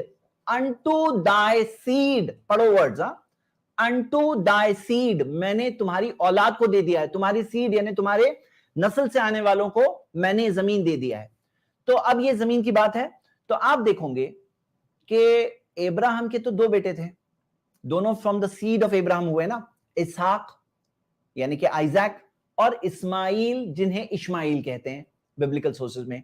आपके सामने बाइबल जेनेसिस चैप्टर 16 वर्स 15 है। मैं क्यों बता रहा हूं, एक वजह है, इसके अंदर दिया है कि हागर बोर इब्राहिम असन और यानी कि और जिसका नाम इस्माइल। तो आप ये सारे वर्सेस देख सकते हो, सारे वर्सेस जिसके अंदर इस्माइल को इब्राहिम का सन बताया गया, जाहिर सी बात है सन थे तो सन बताया गया, और सारे वर्सेस सामने हैं। तो फ्रॉम दाई सीड जो दिया गया, तो जो आज हम देखते हैं कि जो जूस क्लेम करते हैं कि ये जमीन हमारी है, एक्सक्लूसिवली हमारी है क्योंकि हम सीड ऑफ इब्राहिम है, तो यहां एक बात यह है कि सीड ऑफ इब्राहिम तो अरब्स भी तो है, सीड ऑफ इब्राहिम अलैहिस्सलाम की सीड सिर्फ इजराइल या बनी इसराइल नहीं है, इब्राहिम अलैहिस्सलाम की सीड अरब्स भी तो है अकॉर्डिंग टू बाइबल। तो मैं बात सामने इसलिए रख रहा हूं ताकि हम लोग इस ताल्लुक से भी जो एक बैलेंस्ड व्यू है, सही व्यू है, उसके ऊपर आए। चलिए हमारी आज की लास्ट क्लिप हम प्ले कर रहे हैं। अब ज्यूज और क्रिश्चियंस मानते हैं कि वो एक्चुअली में डिसेंडेंट्स हैं आइजैक के, और मुस्लिम्स मानते हैं कि वो डिसेंडेंट्स हैं इश्माइल के। ये वो पॉइंट है, ये वो कहानी है जहां से ये इब्राहिमिक रिलीजन्स एक दूसरे से अलग हो जाते हैं। फिर से प्ले करता हूं। अब ज्यूज और क्रिश्चियंस मानते हैं कि वो एक्चुअली में डिसेंडेंट्स हैं आइजैक के, और मुस्लिम्स मानते हैं कि वो डिसेंडेंट्स हैं इश्माइल के। ये वो पॉइंट है, ये वो कहानी है जहां से ये इब्राहिमिक रिलीजन्स एक दूसरे से अलग हो जाते हैं। ओके, तो ये जो बात कही गई कि जूस का मानना है कि वो डिसेंडेंट्स है इसहाक के, और मुस्लिम्स का ये मानना है कि वो डिसेंडेंट्स है यानी कि आए हुए हैं इस्माइल से। तो हम ये कहते हैं कि ये बात, जैसे आप देखोगे बनी इजराइल किसे कहते हैं, इसहाक अलैहिस्सलाम के बेटे, इशहाक के बेटे जो जेकब जिन्हें कहा गया या जिन्हें हम याकूब कहते हैं, उनका एक नाम इजराइल भी था। और बनी इसराइल यानी उनके 12 बच्चे, 12 जो बेटे थे उसमें से एक यूसुफ, वो जो 12 बेटे थे वो 12 से 12 कबीले निकले बनी इसराइल के। तो आप देखोगे कि जो इजराइल जो जूस है उनका कहना है कि हम लिनेज में से है, इजराइल का लिनेज में से है, किसकी, हम बनी इसराइल की लिनेज में से है। और आप देखोगे ईसा अलैहिस्सलाम, जीसस क्राइस्ट जो आए वो भी बनी इसराइल में से यानी कि जूस में से। और हम ये देखते हैं कि यही सेम चीज मुस्लिम्स के बारे में कहना कि मुस्लिम्स जो आए इसहाक से, इस्माइल अलैहिस्सलाम से आए, तो हम लोग ऐसे कोई उनकी फैमिली से आए हुए हैं ऐसा तो नहीं है, बल्कि ये कहा गया है सारे इंसानों को सही रास्ता बताने के लिए जिस मालिक ने गाइड्स भेजे, मैसेंजर्स भेजे, उन्होंने मोहम्मद सल्लल्लाहु अलैहि वसल्लम को मैसेंजर बनाया काफतल लिन्नास, सारे इंसानों के लिए, ऑल ऑफ ह्यूमैनिटी, सारे इंसानों के लिए उन्होंने भेजा। अल्लाह ताला ने मोहम्मद सल्लल्लाहु अलैहि वसल्लम को सारे इंसानों के लिए पैगंबर रसूल पैगंबर बनाया, भेजा, और उनकी नबूवत सारे इंसानों के लिए है। और हम ये मानते हैं कि हम फॉलोअर्स ऑफ मोहम्मद सल्लल्लाहु अलैहि वसल्लम। मोहम्मद सल्लल्लाहु अलैहि वसल्लम अरब थे, डिसेंडेंट ऑफ इस्माइल थे, लेकिन सारे मुसलमान डिसेंडेंट्स ऑफ इस्माइल थे। ये बात एक्चुअली थोड़ी इनएक्यूरेट हो गई। हाँ, हम ये मानते हैं कि हमारे फोर फादर इब्राहिम इस्लाम, जिनकी हम वे को फॉलो करते हैं, अबीकुम इब्राहिम आता है कुरान में, सूरह 22:78, तुम्हारे फोर फादर इब्राहिम। तो हम इब्राहिम इस्लाम को की इस बात को फॉलो करते हैं, यस, लेकिन स्पिरिचुअल तौर पर, जैसे कहा गया, लेकिन not in the sense of कि हम लिनेज में उनसे है या फिर ये एक फैमिली सिस्टम है, ऐसा नहीं है। ये एक ऑल ऑफ मैनकाइंड के लिए है, जैसे कि हमने देखा। चलिए, तो कुछ बातें यहाँ पे स्ट्रीम में मैंने आपके सामने रखी। फाइनली मैं यही कहूंगा कि एक स्पिरिट जो हम सबको डेवलप करना चाहिए, और हकीकत में ये सारी मिसअंडरस्टैंडिंग्स, नफरतें, प्रॉब्लम्स जो आते हैं ना, मैं इस बात में टोटली अग्रीड हूँ ध्रुव के साथ भी, कि ये कम्युनिकेशन गैप से आते हैं। आपस में लोग बात नहीं करते हैं ना, तो इस वजह से ये नफरतें आती है, इस वजह से ये सारे प्रॉब्लम्स आते हैं। और हम सबको पॉजिटिव कम्युनिकेशन एक दूसरे में आपस में रखना चाहिए, और एक दूसरे के साथ पॉजिटिवली कम्युनिकेट करना चाहिए, ताकि नफरतें दूर हो, अंडरस्टैंडिंग बढ़े। मैंने उसी स्पिरिट में ये एक छोटी से प्रेजेंटेशन को आपके सामने रखा, इस मकसद से कि एक करेक्ट इन्फॉर्मेशन पहुंचे, हमारी साइड ऑफ द स्टोरी, जो ध्रुव ने बहुत कोशिश की कि अच्छी तरह से प्रेजेंट करें, लेकिन कुछ चीजें मिस हो जाती है। तो मैंने ये कोशिश की कि आ साइड ऑफ द स्टोरी थोड़ी और प्रूफ्स के साथ आपके सामने आ जाए। कुछ व्यूज थे, कुछ बातें थी। I hope positive dialogue continue होता रहे और पॉजिटिव अंडरस्टैंडिंग बढ़ते रहे, और हम सबको यूनाइट होकर नफरतों को दूर करना है, अंडरस्टैंडिंग बढ़ाना है, यही बहुत जरूरी हम सबके लिए। शुक्रिया। अब हम 5 गेस्ट को लेंगे। कमेंट ये पिन किए जा रहे हैं, लिंक पिन किया गया होगा, आप लोग जरूर ज्वाइन करें। और 5 गेस्ट हमारे आज के स्ट्रीम में जुड़ेंगे, हम जिनसे ये टॉपिक पर, सिर्फ इसी टॉपिक पे बात करने के लिए आए। जनरल बातें ना करें, सिर्फ इसी मौजू पर बात करने के लिए जरूर आए। मैं आप सबको बता दूं, हर फ्राइडे नाइट, जब तक लोग ज्वाइन हो रहे हैं, हर फ्राइडे नाइट हम एक स्ट्रीम करते हैं जिसका नाम है बोल, जिसमें हमने इस फ्राइडे स्ट्रीम किया था नशे के ऊपर। और आपको पता है कि नशे का प्रॉब्लम एक बहुत बढ़ता हुआ अंडर एस्टिमेटेड प्रॉब्लम है, जिसके अंदर ड्रग्स, अल्कोहल, ये सब उसमें शामिल है। हर थर्सडे रात हम एक प्रोग्राम करते हैं जिसका नाम है हमारा ख्वाब बेटर इंडिया। इस थर्सडे को मैं और शेख अब्दुल शकूर मदनी ने अनएम्प्लॉयमेंट का मौजू, बेरोजगारी का मौजू डिस्कस किया था, और कुछ हम लोगों ने 66 से ज्यादा बिजनेस आइडिया शेयर की थी, हलाल बिजनेस आइडियाज, कि कोई अगर बेरोजगार है तो ये इतनी है, और विजन शेयर किया कि हमें अपने नेगेटिव आउटलुक से बचना चाहिए। हर सैटरडे रात एतराजात हक क्या है, वो हम लोग ये प्रोग्राम देखते हैं। इसके अंदर अल्हम्दुलिल्लाह पिछले 2 वीक्स के अंदर, और लिंक पिन हो गया दोनों जगह पर, हाँ ओके। तो पिछले 2 हफ्ते में हम लोगों ने गुलामी का मौजू लिया था। आपको पता है ये इल्जाम लगाया जाता है कि इस्लाम गुलामी सिखाता है। तो फर्स्ट वीक में हमने गुलामी का टॉपिक लिया, सेकेंड वीक में हमने बांदी का टॉपिक लिया, सेक्स स्लेवरी का टॉपिक लिया, बल्कि थर्ड वीक में अंदर मैं कुछ हदीसों का जवाब आज देने वाला था, लेकिन पोस्टपोन करना पड़ा मुझे प्लान, क्योंकि ये टॉपिक थोड़ा सा इमीडिएट आया हुआ था। मैंने सोचा इसको आपके साथ में शेयर कर लूं। मैं आप सबको इनवाइट करता हूं कि आप हमारे i+ TV के सब्सक्राइब करें जरा। हमारा प्लेटफॉर्म है एक, और अल्हम्दुलिल्लाह, लेकिन और लोगों तक पहुंचने में if you can help us, तो आप इस सही बात को लोगों तक पहुंचाने में आप भी हमारे साथी बनेंगे, हमारे हेल्पर बनेंगे। हमारे पास इंफॉर्मेशन बहुत सारी है, कंटेंट बहुत सारा है, प्रमोशन की जरूरत है, और तो आप लोग हमारे साथ जुड़ें, इस चैनल को जरूर सब्सक्राइब करें, दूसरों को भी दावत दें कि वो लोग भी सब्सक्राइब करें और वीडियोस से बेनिफिट हासिल करें, और जरूर इस चीज में हमारे साथ रहें। अच्छा, और मैं आपको बता रहा था कि मंडे को एक हमारी स्ट्रीम होती है जिसके अंदर टॉपिक होता है टॉपिक है बच्चों के लिए। मैं बच्चों के साथ, बच्चों की जुबान में आपस में उनके साथ में बात करता हूं। चलिए, मैं देख रहा हूं कि 5 गेस्ट जुड़ गए हैं, तो फर्स्ट गेस्ट को मैं ले रहा हूं। इंसान नाम है इनका। यस, इंसान। अस्सलाम वालेकुम। वालेकुम सलाम। हाँ जी ज़ैद भाई, मेरा एक सवाल था जी, कि अभी जैसे दुनिया तो बहुत ज़्यादा डेवलप हो गई है, और मतलब ऑलमोस्ट सारे दुनिया जो एक्सप्लोर किया गया है, मतलब जितना मतलब वेब टेलीस्कोप जब हम जा रहे हैं यूनिवर्स में देखने, तो कुरान पाक में जब जिक्र आता है याजूज माजूज का, कि उनको किसी लोहे के वाल के पीछे ना किया हुआ है, तो उसको हम किस तरह से एक्सप्लेन कर सकते हैं कि मतलब वो किधर है? हम अभी तक उनको डिस्कवर तो हो जाना चाहिए था, क्योंकि बात तो इस दुनिया की हो रही है ना। जी, देखिए, आप इस बारे में एक चीज देख सकते हैं कि पूरी दुनिया में हर चप्पा चप्पा अभी तक ऑब्जर्व हो गया ऐसा नहीं है। कितनी चीजें हैं जो कवर्ड हैं, कितनी चीजें हैं जो विजिबल नहीं है, सैटेलाइट से भी विजिबल नहीं है। और ये कहना कि हर चप्पा चप्पा हमने देख लिया, ऐसा नहीं है। अभी भी बहुत कुछ है जो नहीं देखा है हमने, और बहुत सारी चीजें हैं जो हमारे ऑब्जर्वेशन में नहीं आई है। इसकी बहुत सारी मिसालें हैं। तो याजूज माजूज कहाँ है, ये बात मैं आपको बता दूं कि उनका जो जिस टाइम पे वो आएंगे, ये एक मिनट, आपको थोड़ा म्यूट करना होगा। जो टाइम पे वो आएंगे, याजूज माजूज जिस टाइम पे आएंगे, तो वो टाइम पर, उस टाइम पे वो मल्टीप्लाई होंगे। अब ये एक ऐसी रेस है जिनके बारे में हम देखते हैं कि कुछ डिटेल्स जिक्र है हदीस में और बहुत सारी चीजें नहीं जिक्र है। तो वो उस टाइम की बात है कि वो मल्टीप्लाई होने वाले हैं। अभी मल्टीप्लाइड स्टेट में ऐसा कहीं नहीं दिया है, अभी मिलियंस एंड मिलियंस की तादाद है, ऐसा कहीं नहीं दिया है। हो सकता है उनकी तादाद कम है और वो कोई एक पर्टिकुलर तरीके से मल्टीप्लाई होने वाले हैं उस टाइम पर। तो ये बात इसके बारे में सिंपल है।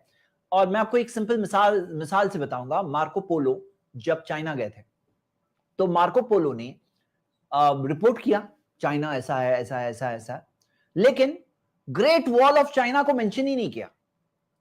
तो हम क्या देखते हैं कि एक रूल है, absence of evidence is not evidence of absence. किसी चीज का प्रूफ ना होना उसके वजूद के नहीं होने की दलील नहीं है। मतलब कोई चीज के बारे में अगर किसी ने नहीं देखा, उसके मतलब ये नहीं कि वो है ही नहीं दुनिया में। समझ रहे हैं आप? तो यही बात है याजूज माजूज के ताल्लुक से। यही बात मैं आपके साथ में शॉर्ट में शेयर कर रहा हूं इस सवाल के जवाब के तौर पर। चलिए, थैंक यू फॉर कमिंग, जज़ाकल्लाह खैर। Next, voice of Janata. Yes, voice of जनता। अस्सलाम वालेकुम। वालेकुम सलाम रहमतुल्लाहि व बरकातहू। जैद साहब, मैं ये कह रहा था, कल आपका टॉपिक 72 हो रहा है ना, तो उसके साथ में 1000 अफसर आए, वो साथ में लेके चलना प्लीज। क्योंकि अभी आपको मालूम है 72 और के ऊपर अभी फिल्म बनाई है, क्या क्या ड्रामा, क्या क्या खंडाएंगे ये लोग।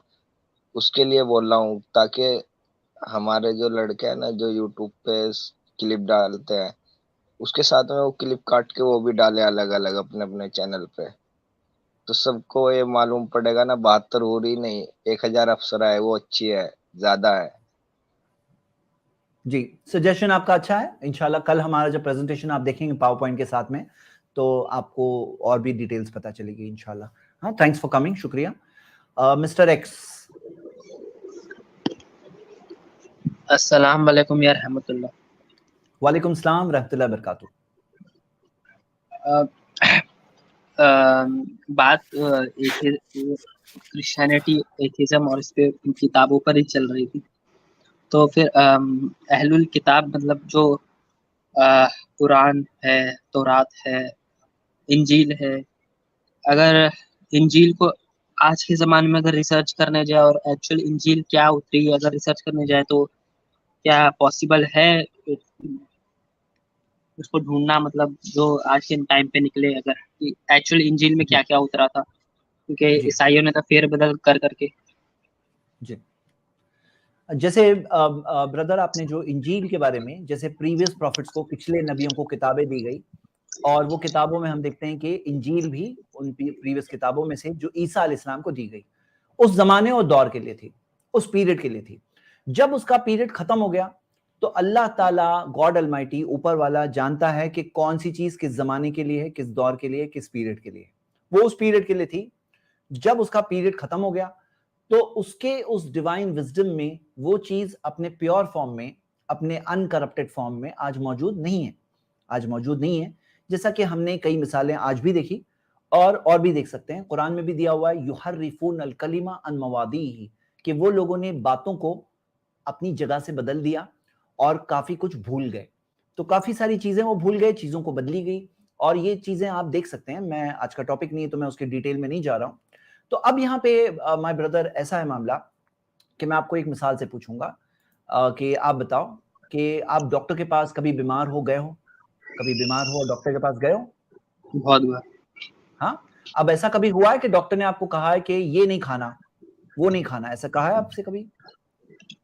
हाँ, कहा होगा। ओके, जैसे सर्दी में कहते हैं कि ठंडा मत खाना, तो जी। आप जब ठीक होने के बाद जाएंगे तो डॉक्टर क्या कहेगा? अभी खा सकते हैं। तो वो पिछला जो रूल था वो उस जमाने के लिए था जब आप बीमार थे, और उसके बाद में जब आप खा सकते हैं तो रूल चेंज होता है। और यही एक विजडम है कि जो चीज होती है अपनी सिचुएशन के हिसाब से होती है। तो अल्लाह ने पिछली किताबों को भेजा उस जमाने के, उस दौर के लिए। अब लास्ट बुक कुरान के आप मिरेकल देखिए, 1400 साल चले गए अनचेंज्ड, कोई बदल नहीं सकता। मिलियंस ऑफ लोग हैं कुरान के हाफिज जिन्होंने कुरान को याद किया है, और सिर्फ कुरान के अंदर आप देखिए 10 अलग अलग आप देखोगे क़िराअत मौजूद है, सबके सबकी मुतवातिर चेन्स ऑफ नरेशन है। यानी कि इतने सारे नरेटर्स हैं हर जमाने और दौर में कि उन सबको अलग अलग इलाके के सबके सब मिलकर कोई चीज को फेक करेंगे या कोई चीज को चेंज कर देंगे, पॉसिबल ही नहीं है। ये 10 अलग अलग क़िराअतों की मुतवातिर चेन्स ऑफ नरेशन है। ये एक अल्लाह का मिरेकल है कुरान के ताल्लुक से, जैसा कि हम देख सकते हैं। चलिए, थैंक्स फॉर कमिंग। हमारे सेकंड लास्ट गेस्ट दावा ड्यूड, गेस्ट अपने आप को अनम्यूट करें जी। अस्सलाम वालेकुम शेख ज़ैद पटेल साहब। फर्स्ट ऑफ ऑल मैं आपका शुक्रिया अदा करता हूँ। आपने बहुत रिसर्च करके बहुत ज़्यादा खूबसूरत प्रेजेंटेशन बनाया, बड़ा क्लियर है। एक चीज़ आज की प्रेजेंटेशन में मैं जानना चाहूँगा कि जूश लोगों का, मैं जब दावे पे होता हूँ तो बोलते हैं कि इस्माइल जो है वो बड़ा है बेटा और वो छोटा है इसहाक का, लेकिन जो है कुर्बानी जो है वो इसहाक की है, इस्माइल की नहीं है। तो ये हमारे पास कोई इन्फॉर्मेशन है कि इस्माइल की कुर्बानी हुई है और कुरान से साबित है या ऑथेंटिक सुन्नत से साबित है? कुछ इस तरह से रेफरेंस मिल जाएगा? देखिए, कुरानिक सोर्सेस से तो है ही हमारे पास, हदीस से तो है ही, लेकिन जहां तक अगर आप क्रिश्चियन सोर्सेस से बात करें कि इस्माइल का सैक्रिफाइस था, मेरे पास अभी उसका रेडी प्रेजेंटेशन नहीं है, लेकिन हम इस क्वेश्चन को पेंडिंग रख सकते हैं।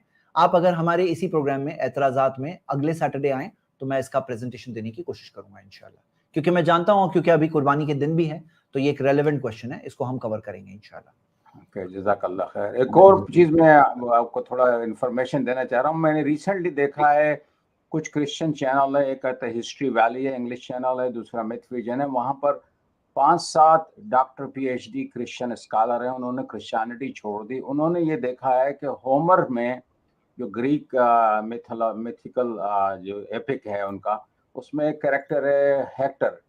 उन्होंने देखा कि उसकी जो सारी की सारी टेम्पलेट है वो मार्क ने कॉपी की है, हेक्टर का नाम चेंज करके जीसस किया हुआ। इस तरह कुछ उस चीज़ को देखें, आप पता करें कि क्या ये सच है, कितना है, क्योंकि 5 बड़े बड़े स्कॉलर जो हैं, डॉक्टर हैं, PhD हैं, उन्होंने क्रिश्चियनिटी छोड़ी है इसी महीने एक्चुअली। तो ये हाँ, तो एक नई डिस्कवरी है, शायद दावे में ये एंगल को भी आप यूज कर सकते हैं फ्यूचर। जी, मैं आपको एक बता ही देता हूँ इसके बारे में, 1 मिनट रुकिए इंशाल्लाह।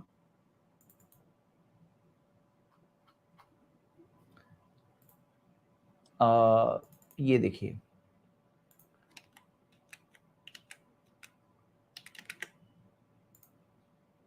यहाँ आप देख सकते हैं ये क्या है, 2 किंग्स चैप्टर 19 और आइजाया chapter 37, 100% same chapters, 100% same chapters, यानी कि वर्स टू वर्स सेम है और पूरे पूरे चैप्टर सेम है। और ऐसे सेम चैप्टर्स में आपको ये चैप्टर्स जो लिस्ट दिए ना, left side and right side, ये सेम चैप्टर्स है, पूरे के पूरे चैप्टर सेम है, 1-2 नहीं, ऐसे इतने सारे चैप्टर्स है जो word to word same chapters है, यानी पूरा सेम रेवलेशन। यानी एक होता है एम्फेसिस के लिए कोई आयत कई बार है, रिपीटेड है, जैसे कुरान में आता है मल्टीपल टाइम्स रिपीटेड, लेकिन वर्ड टू वर्ड पूरा के पूरा चैप्टर सेम आए, ये एक बात है काबिल गौर, और पूरे पूरे वर्सेस सेम आए, ये भी काबिल गौर। ये सारे जो देख रहे हैं, मैं 3 देखो कितनी स्लाइड बता रहा हूँ, 1 बताया, 2 बताया, 3, 4, 5, 6, 235 प्लेसेस में फुल रेपिटेशंस, 235 प्लेसेस में। तो चलिए, ये बातों में से एक बात है, जैसे मैंने एक पूरा प्रेजेंटेशन बनाया है, उसमें से ये भी एक पॉइंट है, 12 पॉइंट्स में से एक पॉइंट ये रेपिटेशंस है जो मैंने बाइबल के ताल्लुक से रखा है, क्योंकि आपने एक रिलेटेड सवाल पूछा, मैंने आपके साथ शेयर किया। Thank you for coming. वो एक हमारे आखिरी guest Arif MPJR, sorry Arif मैंने कहा लेकिन किसी और का नाम क्लिक हो गया जी, तो हम उनको भी लेंगे जी। वालेकुम सलाम। 2 गेस्ट लेंगे साहब। अल्हम्दुलिल्लाह खैरियत से हूं मैं, आप भी खैरियत से उम्मीद करता हूं जी। अल्हम्दुलिल्लाह, दुआएं हैं आपकी। मुझे एक्चुअली ये पता करना था, जैसे वो होता है ना, कुरान शरीफ की आयतें जो होती हैं, जैसे वहाँ पे कार्बन डेटिंग हुई थी अभी उसी देश में, मिडिल ईस्ट में कहीं, तो वो हमारे जी। नबी के टाइम की थी, राइट। ओके। तो नबी के टाइम की किसी जानवर की खाल पे लिखी हुई थी वो, तो उस कंडीशन में मतलब ये पता लगता है कि ये आयतें सही नहीं। मैंने ये जो सच वाला वगैरह इनसे यहाँ पे सुन लिया था, गलती से जी चले गया था इनके चैनल पे, तो नहीं जाऊंगा, वो तो मेरे को बता दिया था मुफ्ती आज़ाद नबी। जी तो इसमें आप क्या कहता है कि क्योंकि वो बताता है कि थोड़ा सा डिफरेंट है और अब की आयतें ऐसी हैं, पहले की आयतें वैसी थी। जी जी जी ठीक है। इसके अंदर अगर आप देखोगे तो आमतौर पे जो सवाल जो उठाया जाता है ना, वो सना मैन्युस्क्रिप्ट के ताल्लुक से पूछा जाता है, सना मैन्युस्क्रिप्ट। और सना मैन्युस्क्रिप्ट के बारे में आप देख सकते हो कि उसके बारे में पहले तो कहाँ मिली थी कि यमन के अंदर सना शहर के अंदर मस्जिद के जो एटिक के गुंबद के अंदर जो होता है वहां मिली थी। हाँ, और उसके अंदर ये देखा गया कि 2 स्क्रिप्ट्स है, एक ऊपर का लेयर है और एक नीचे का लेयर है। ऊपर का लेयर प्रेजेंट डे कुरान के साथ सेम है, लेकिन नीचे का जो लेयर है, जो सेकंड लेयर जो दिख रहा है, उसके अंदर कुछ वेरिएशंस दिख रहे हैं। और वो क्या है? पैलिम्पसेस्ट है। पैलिम्पसेस्ट किसको बोलते हैं? कि जैसे आपको पता है स्लेट होती है, स्लेट उसको मिटाकर उस पर लिखते हैं। पैलिम्पसेस्ट का मतलब ये होता है कि उसके अंदर एक चमड़ा है, चमड़े के ऊपर लिखा, फिर लिख करके मिटाया, फिर से लिखा। तो ये उस जमाने में, क्योंकि चमड़ा बहुत कॉस्टली होता था, तो इस जमाने में होता था। अब वो उसके अंदर जो पिछला जो मिटाया हुआ है, क्योंकि वो भी हम देखते हैं कि देखा जा सकता है, और क्योंकि मेटालिक इंक होती थी तो उसी वजह से वो अभी भी विजिबल हो जाता है। तो जो नीचे का लेयर जो मिटाया हुआ है, वो मौजूद लेयर नहीं है पहले तो, जो भी उसका ओरिजिनल है उसने उसको मिटाया है खुद ही। और वो जो मिटाया है उसके अंदर उनको वेरिएशन मिल रहा है, कुछ कुछ चीजें। तो यहाँ पे एक बात यह है कि भाई क्या ये पॉसिबल नहीं है कि कोई एक पर्सन नरेट कर रहे हैं, उस्ताद स्टूडेंट्स को, पॉसिबल है कि नहीं है, स्टूडेंट्स को नरेट कर रहे हैं और स्टूडेंट्स ने लिखने में कोई मिस्टेक कर दी। लेकिन सबसे कई इंडिकेशन मिले, उसमें से एक मैं आपको बता रहा हूं। आपको पता है सूरह तौबा में बिस्मिल्लाह नहीं है? हाँ, बिस्मिल्लाह नहीं, आपको मालूम है ना? कुरान में 114 सूरतों में 113 में बिस्मिल्लाह है और एक में बिस्मिल्लाह नहीं है, सूरह तौबा में। और वहां पर उस कुरान में क्या लिखा है मालूम है? कि ला तकुल बिस्मिल्लाह, इसमें बिस्मिल्लाह मत पढ़ो लिखा हुआ है। पता क्या चलता है? ये एक स्टूडेंट है जो अपना एक इंस्ट्रक्शन लिख रहा है। अब इसके अंदर वो वर्ड्स, पूरे एग्जैक्ट वर्ड्स वहां पे मौजूद है। पता क्या चला? ये इंडिकेट कर रहा है कि ये एक ऑफिशियल कॉपी नहीं है। लेकिन चलो, अब किसी ने सवाल पूछा है तो मैं एक मुख्तसर में आपको एक बात बता ही दूं, क्योंकि आपने पूछा है तो मैं ये पावर पॉइंट के साथ आपको बताऊं। देखो ये क्या दिख रहा है आपको, ये है एक सनद, चेन ऑफ नरेशन। किसका? कुरान का। जो कुरान की आपको पता है 10 अलग अलग किरातें हैं, जो सब मुतवातिर में बोल रहा था ना, सबके सब किरातों के ऐसे चेन ऑफ नरेशन है नबी सल्लल्लाहु अलैहि वसल्लम के जमाने से लेकर आज के जमाने तक। और इतने सारे हैं कि ये सब मुतवातिर दर्जे तक जाते हैं ये कुरान के अंदर पूरे। तो कुरान जो आता है ना, मेमोरी से और वेरीफाइबल है। आप देखो कि ओरल ट्रेडिशन आज भी मौजूद है। दुनिया के अंदर कितनी लाख मस्जिदें हैं और हर मस्जिद के अंदर कितनी लाख नहीं, मिलियन, कितनी मिलियन मस्जिदें हैं, मोर देन 3 मिलियन मस्जिदें हैं, एक एस्टिमेट मैंने पढ़ा था। हर मस्जिद के अंदर मल्टीपल कई हाफिज होते हैं कुरान के, यानी कम से कम 10 मिलियन से ज्यादा कुरान के हाफिज यानी दुनिया में मौजूद हैं। तो आप सोचो कि फुल कुरान लर्न किया है, तो ये एक ऐसी चीज है वेरीफाइबल, कोई भी देख सकता है। और इसके मेमोराइजर्स है, उनमें इत्तेफाक है, इत्तेफाक आपको मिलेगा, कंसेंसस है मुसलमानों का। और अगर आप देखोगे कि ये जो बोल रहे हैं ना, आपको मैं मिसाल दे रहा हूं, ये देखो बर्मिंघम मैन्युस्क्रिप्ट, ये जो फोलियोज मिले ये नबी सल्लल्लाहु अलैहि वसल्लम के जमाने के डेटेड है। और आप देखोगे कि इसके अंदर कुरान से 0% डिफरेंस, सेम टू सेम।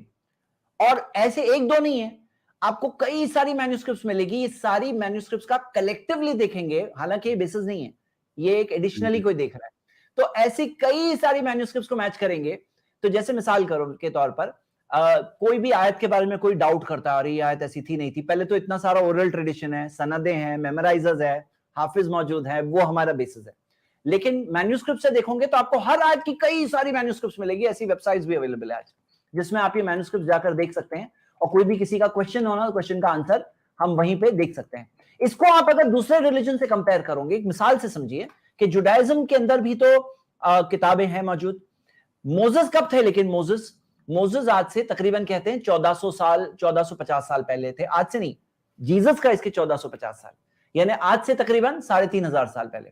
लेकिन आपको डेड सी स्क्रॉल जो मिलेंगे वो तकरीबन, जो सबसे पुराने जो ओल्ड टेस्टामेंट मिलता है, सबसे पुराना डेड सी स्क्रॉल्स, तो वो जो है तकरीबन 150 बीसी से 70 सी के बीच में, यानी कि मोसेस और उसके बीच में तकरीबन 1250-1300 साल का फर्क है।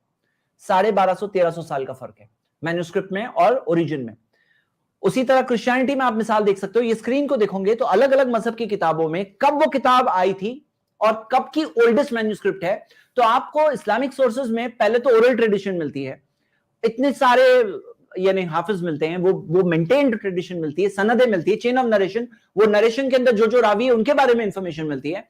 और फिर उसके बाद में आपको मैन्युस्क्रिप्ट्स भी मल्टीपल मैन्युस्क्रिप्ट्स मिलती है, हर आयत के बारे में आपको कईयों गुना प्रूफ मिलता है, यानी कि आउट ऑफ द डाउट के बहुत आगे। हम लोगों ने एक्सट्रीम किया था जिसमें बाज ऐसे बोगस सवाल बाज लोग अप्रिशिएट नहीं करना चाहते, they don't want to be honest about it, वो देखना नहीं चाहते हैं, सिर्फ एक अपना एजेंडा लेके बैठे हैं, और वो वर्ल्डली तौर पर, दुनियावी तौर पर थोड़े दिनों के लिए कर सकते हैं। एग्जाम है भाई, हम लोग जाने वाले हैं यहाँ से आगे, तो वो लोग ऐसे कुछ फेक सवालात उठाते हैं। हमने एक स्ट्रीम की थी जिसके अंदर हमने सारे सवालों को जवाब देने की कोशिश की थी, तो आप वो उसके लिए डिटेल्स के लिए देख सकते हैं। शुक्रिया। अरे जैसे वो लेडीज एक बार अड़ गई थी आपसे कि नहीं, मुझे वो लेडीज थी वो आपसे अड़ गई थी पूरी तरीके से, नहीं मैं नहीं मानती इन चीज़ों को, फिर को हटाना ही पड़ा था मजबूरी में। अच्छा जैसा बहुत अच्छा आपने समझाया, और जो आपके जो स्ट्रीम थी उनके साथ साहिल के साथ, उसके लिए मैं आपको मुबारकबाद देना चाहता हूँ, वो बहुत अमेजिंग थी और अल्लाह आपको जज़ाए खैर दे हमेशा इसके लिए। और जैसा मेरे को ये बताइए मैं कैसे इल्हाद के लिए पढ़ूं, मतलब मैं अभी स्टार्टिंग भी करूं तो बेसिक से कैसे स्टार्टिंग करूं? आपको रेडीमेड मटेरियल मिलेगा ना, डोंट रीइन्वेंट द व्हील, आपको रेडीमेड सवालों जवाब मिलेंगे। हम लोग अल्हम्दुलिल्लाह हंड्रेड्स ऑफ सवालों के जवाब रेडी करके बैठे हैं, पावर पॉइंट्स। हाँ जी, तो आप जरूर उसके अंदर रेडीमेड मटेरियल लीजिए इंशाल्लाह। मैं एक वेबसाइट पर अवेलेबल करने वाला हूँ बहुत जल्द मेरा सारा मटेरियल इंशाल्लाह। हाँ शुक्रिया, जज़ाकल्लाह खैर। आपको व्हाट्सएप नंबर है उसी पे वो करूं मैं? हमारे iPlus TV को आप कांटेक्ट करें इंशाल्लाह, और बहुत जल्द मैं वो वेबसाइट पे मेरे सारे पावर पॉइंट्स अवेलेबल करने वाला हूँ सब लोगों के लिए। हाँ जी शुक्रिया। आखिरी गेस्ट हमारे शकील साहब। वालेकुम सलाम। अस्सलाम वालेकुम सैयद साहब। जैद साहब वैसे मैं आपको, वैसे अभी कोई सवाल नहीं रह गया, लेकिन मैं आपको अप्रिशिएट करना चाहता हूँ। मैं बहुत टाइम से आपको फॉलो कर रहा हूँ, जब से लगभग आप एक्स मुस्लिम के साथ डिबेट कर रहे थे लास्ट टाइम, तब से मैं लगभग हर दिन आपका हर एक वीडियो देखता हूँ और लगभग मैं नोट्स भी बना लेता हूँ उसके, क्योंकि आजकल मैं देख रहा हूँ कि इस वाले इरा में मतलब बहुत ज़्यादा लोग मतलब थोड़ी सी कहीं पे हमारी मतलब एक हदीस होती है ना किसी मतलब टॉपिक के रिलेट, बस वो वही पकड़ लेते हैं, और आज बच्चों को कन्विंस करना बहुत इजी होता है। वो रेफरेंस सही मुस्लिम से देते हैं या फिर इस्लाम 360 से देते हैं, तो कन्विंस हो जाता है इंसान। मैंने भी ऐसे कोई वीडियो मुझे रिकमेंड हुआ था, और फिर मैंने देखा हाँ सच में ये तो है। फिर मैंने ऐसे सर्च किया, मैंने आपका डिबेट देखा और वहाँ से वो चीज़ क्लियर हो गई। सो मैं आपको अप्रिशिएट करना चाहता हूँ, मतलब इतनी डीप रिसर्च होती है ना आपकी, मतलब पूछिए मत, मतलब बहुत ज़्यादा मुतासिर हुआ हूँ आपसे।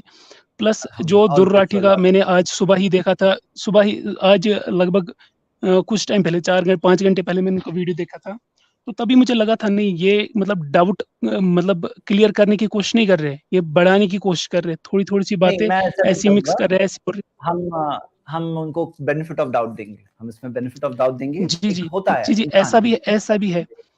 और सर मेरा ये भी एक चीज़ है कि रिसेंटली कास्ट जो इस्लाम में मतलब हम जात मानते ही नहीं, मतलब ऐसा मतलब मानते ही नहीं कुछ। रिसेंटली एक वीडियो आया था सोच भाई, वो कुछ मंगल उनका नाम है, तो उन्होंने भी किया था, तो मैं चाहता हूँ कि उस पे भी आप एक वीडियो बनाएं, डिटेल वीडियो कास्ट इन इस्लाम। हमने जात बिरादरी पे स्ट्रीम किया था और बहुत स्ट्रांग दिल से मैसेज दिया था, जरूर देखिएगा उसे। हाँ जी बिल्कुल, थैंक यू सर, आपसे मिलकर, थैंक्स फॉर कमिंग। हाँ जज़ाकल्लाह खैर। चलिए ब्रदर्स एंड सिस्टर्स, टाइम खत्म हुआ, कल की स्ट्रीम जरूर ज्वाइन करना, बहुत ही इंपॉर्टेंट टॉपिक है, कंट्रोवर्शियल है, फेस टू फेस हम बात करेंगे, रिसर्च भी शेयर करेंगे। टॉपिक है 72 हूर्स, और हम उसके बारे में जो बात है ऑथेंटिक आपके सामने रखेंगे इंशाल्लाह। तो कल तक के लिए, और फिर एक बार इजाजत लूंगा इंशाल्लाह, और मिलते रहेंगे, देखते रहिए हमारे प्रोग्राम्स। अस्सलाम वालेकुम व रहमतुल्लाहि व बरकातुहू।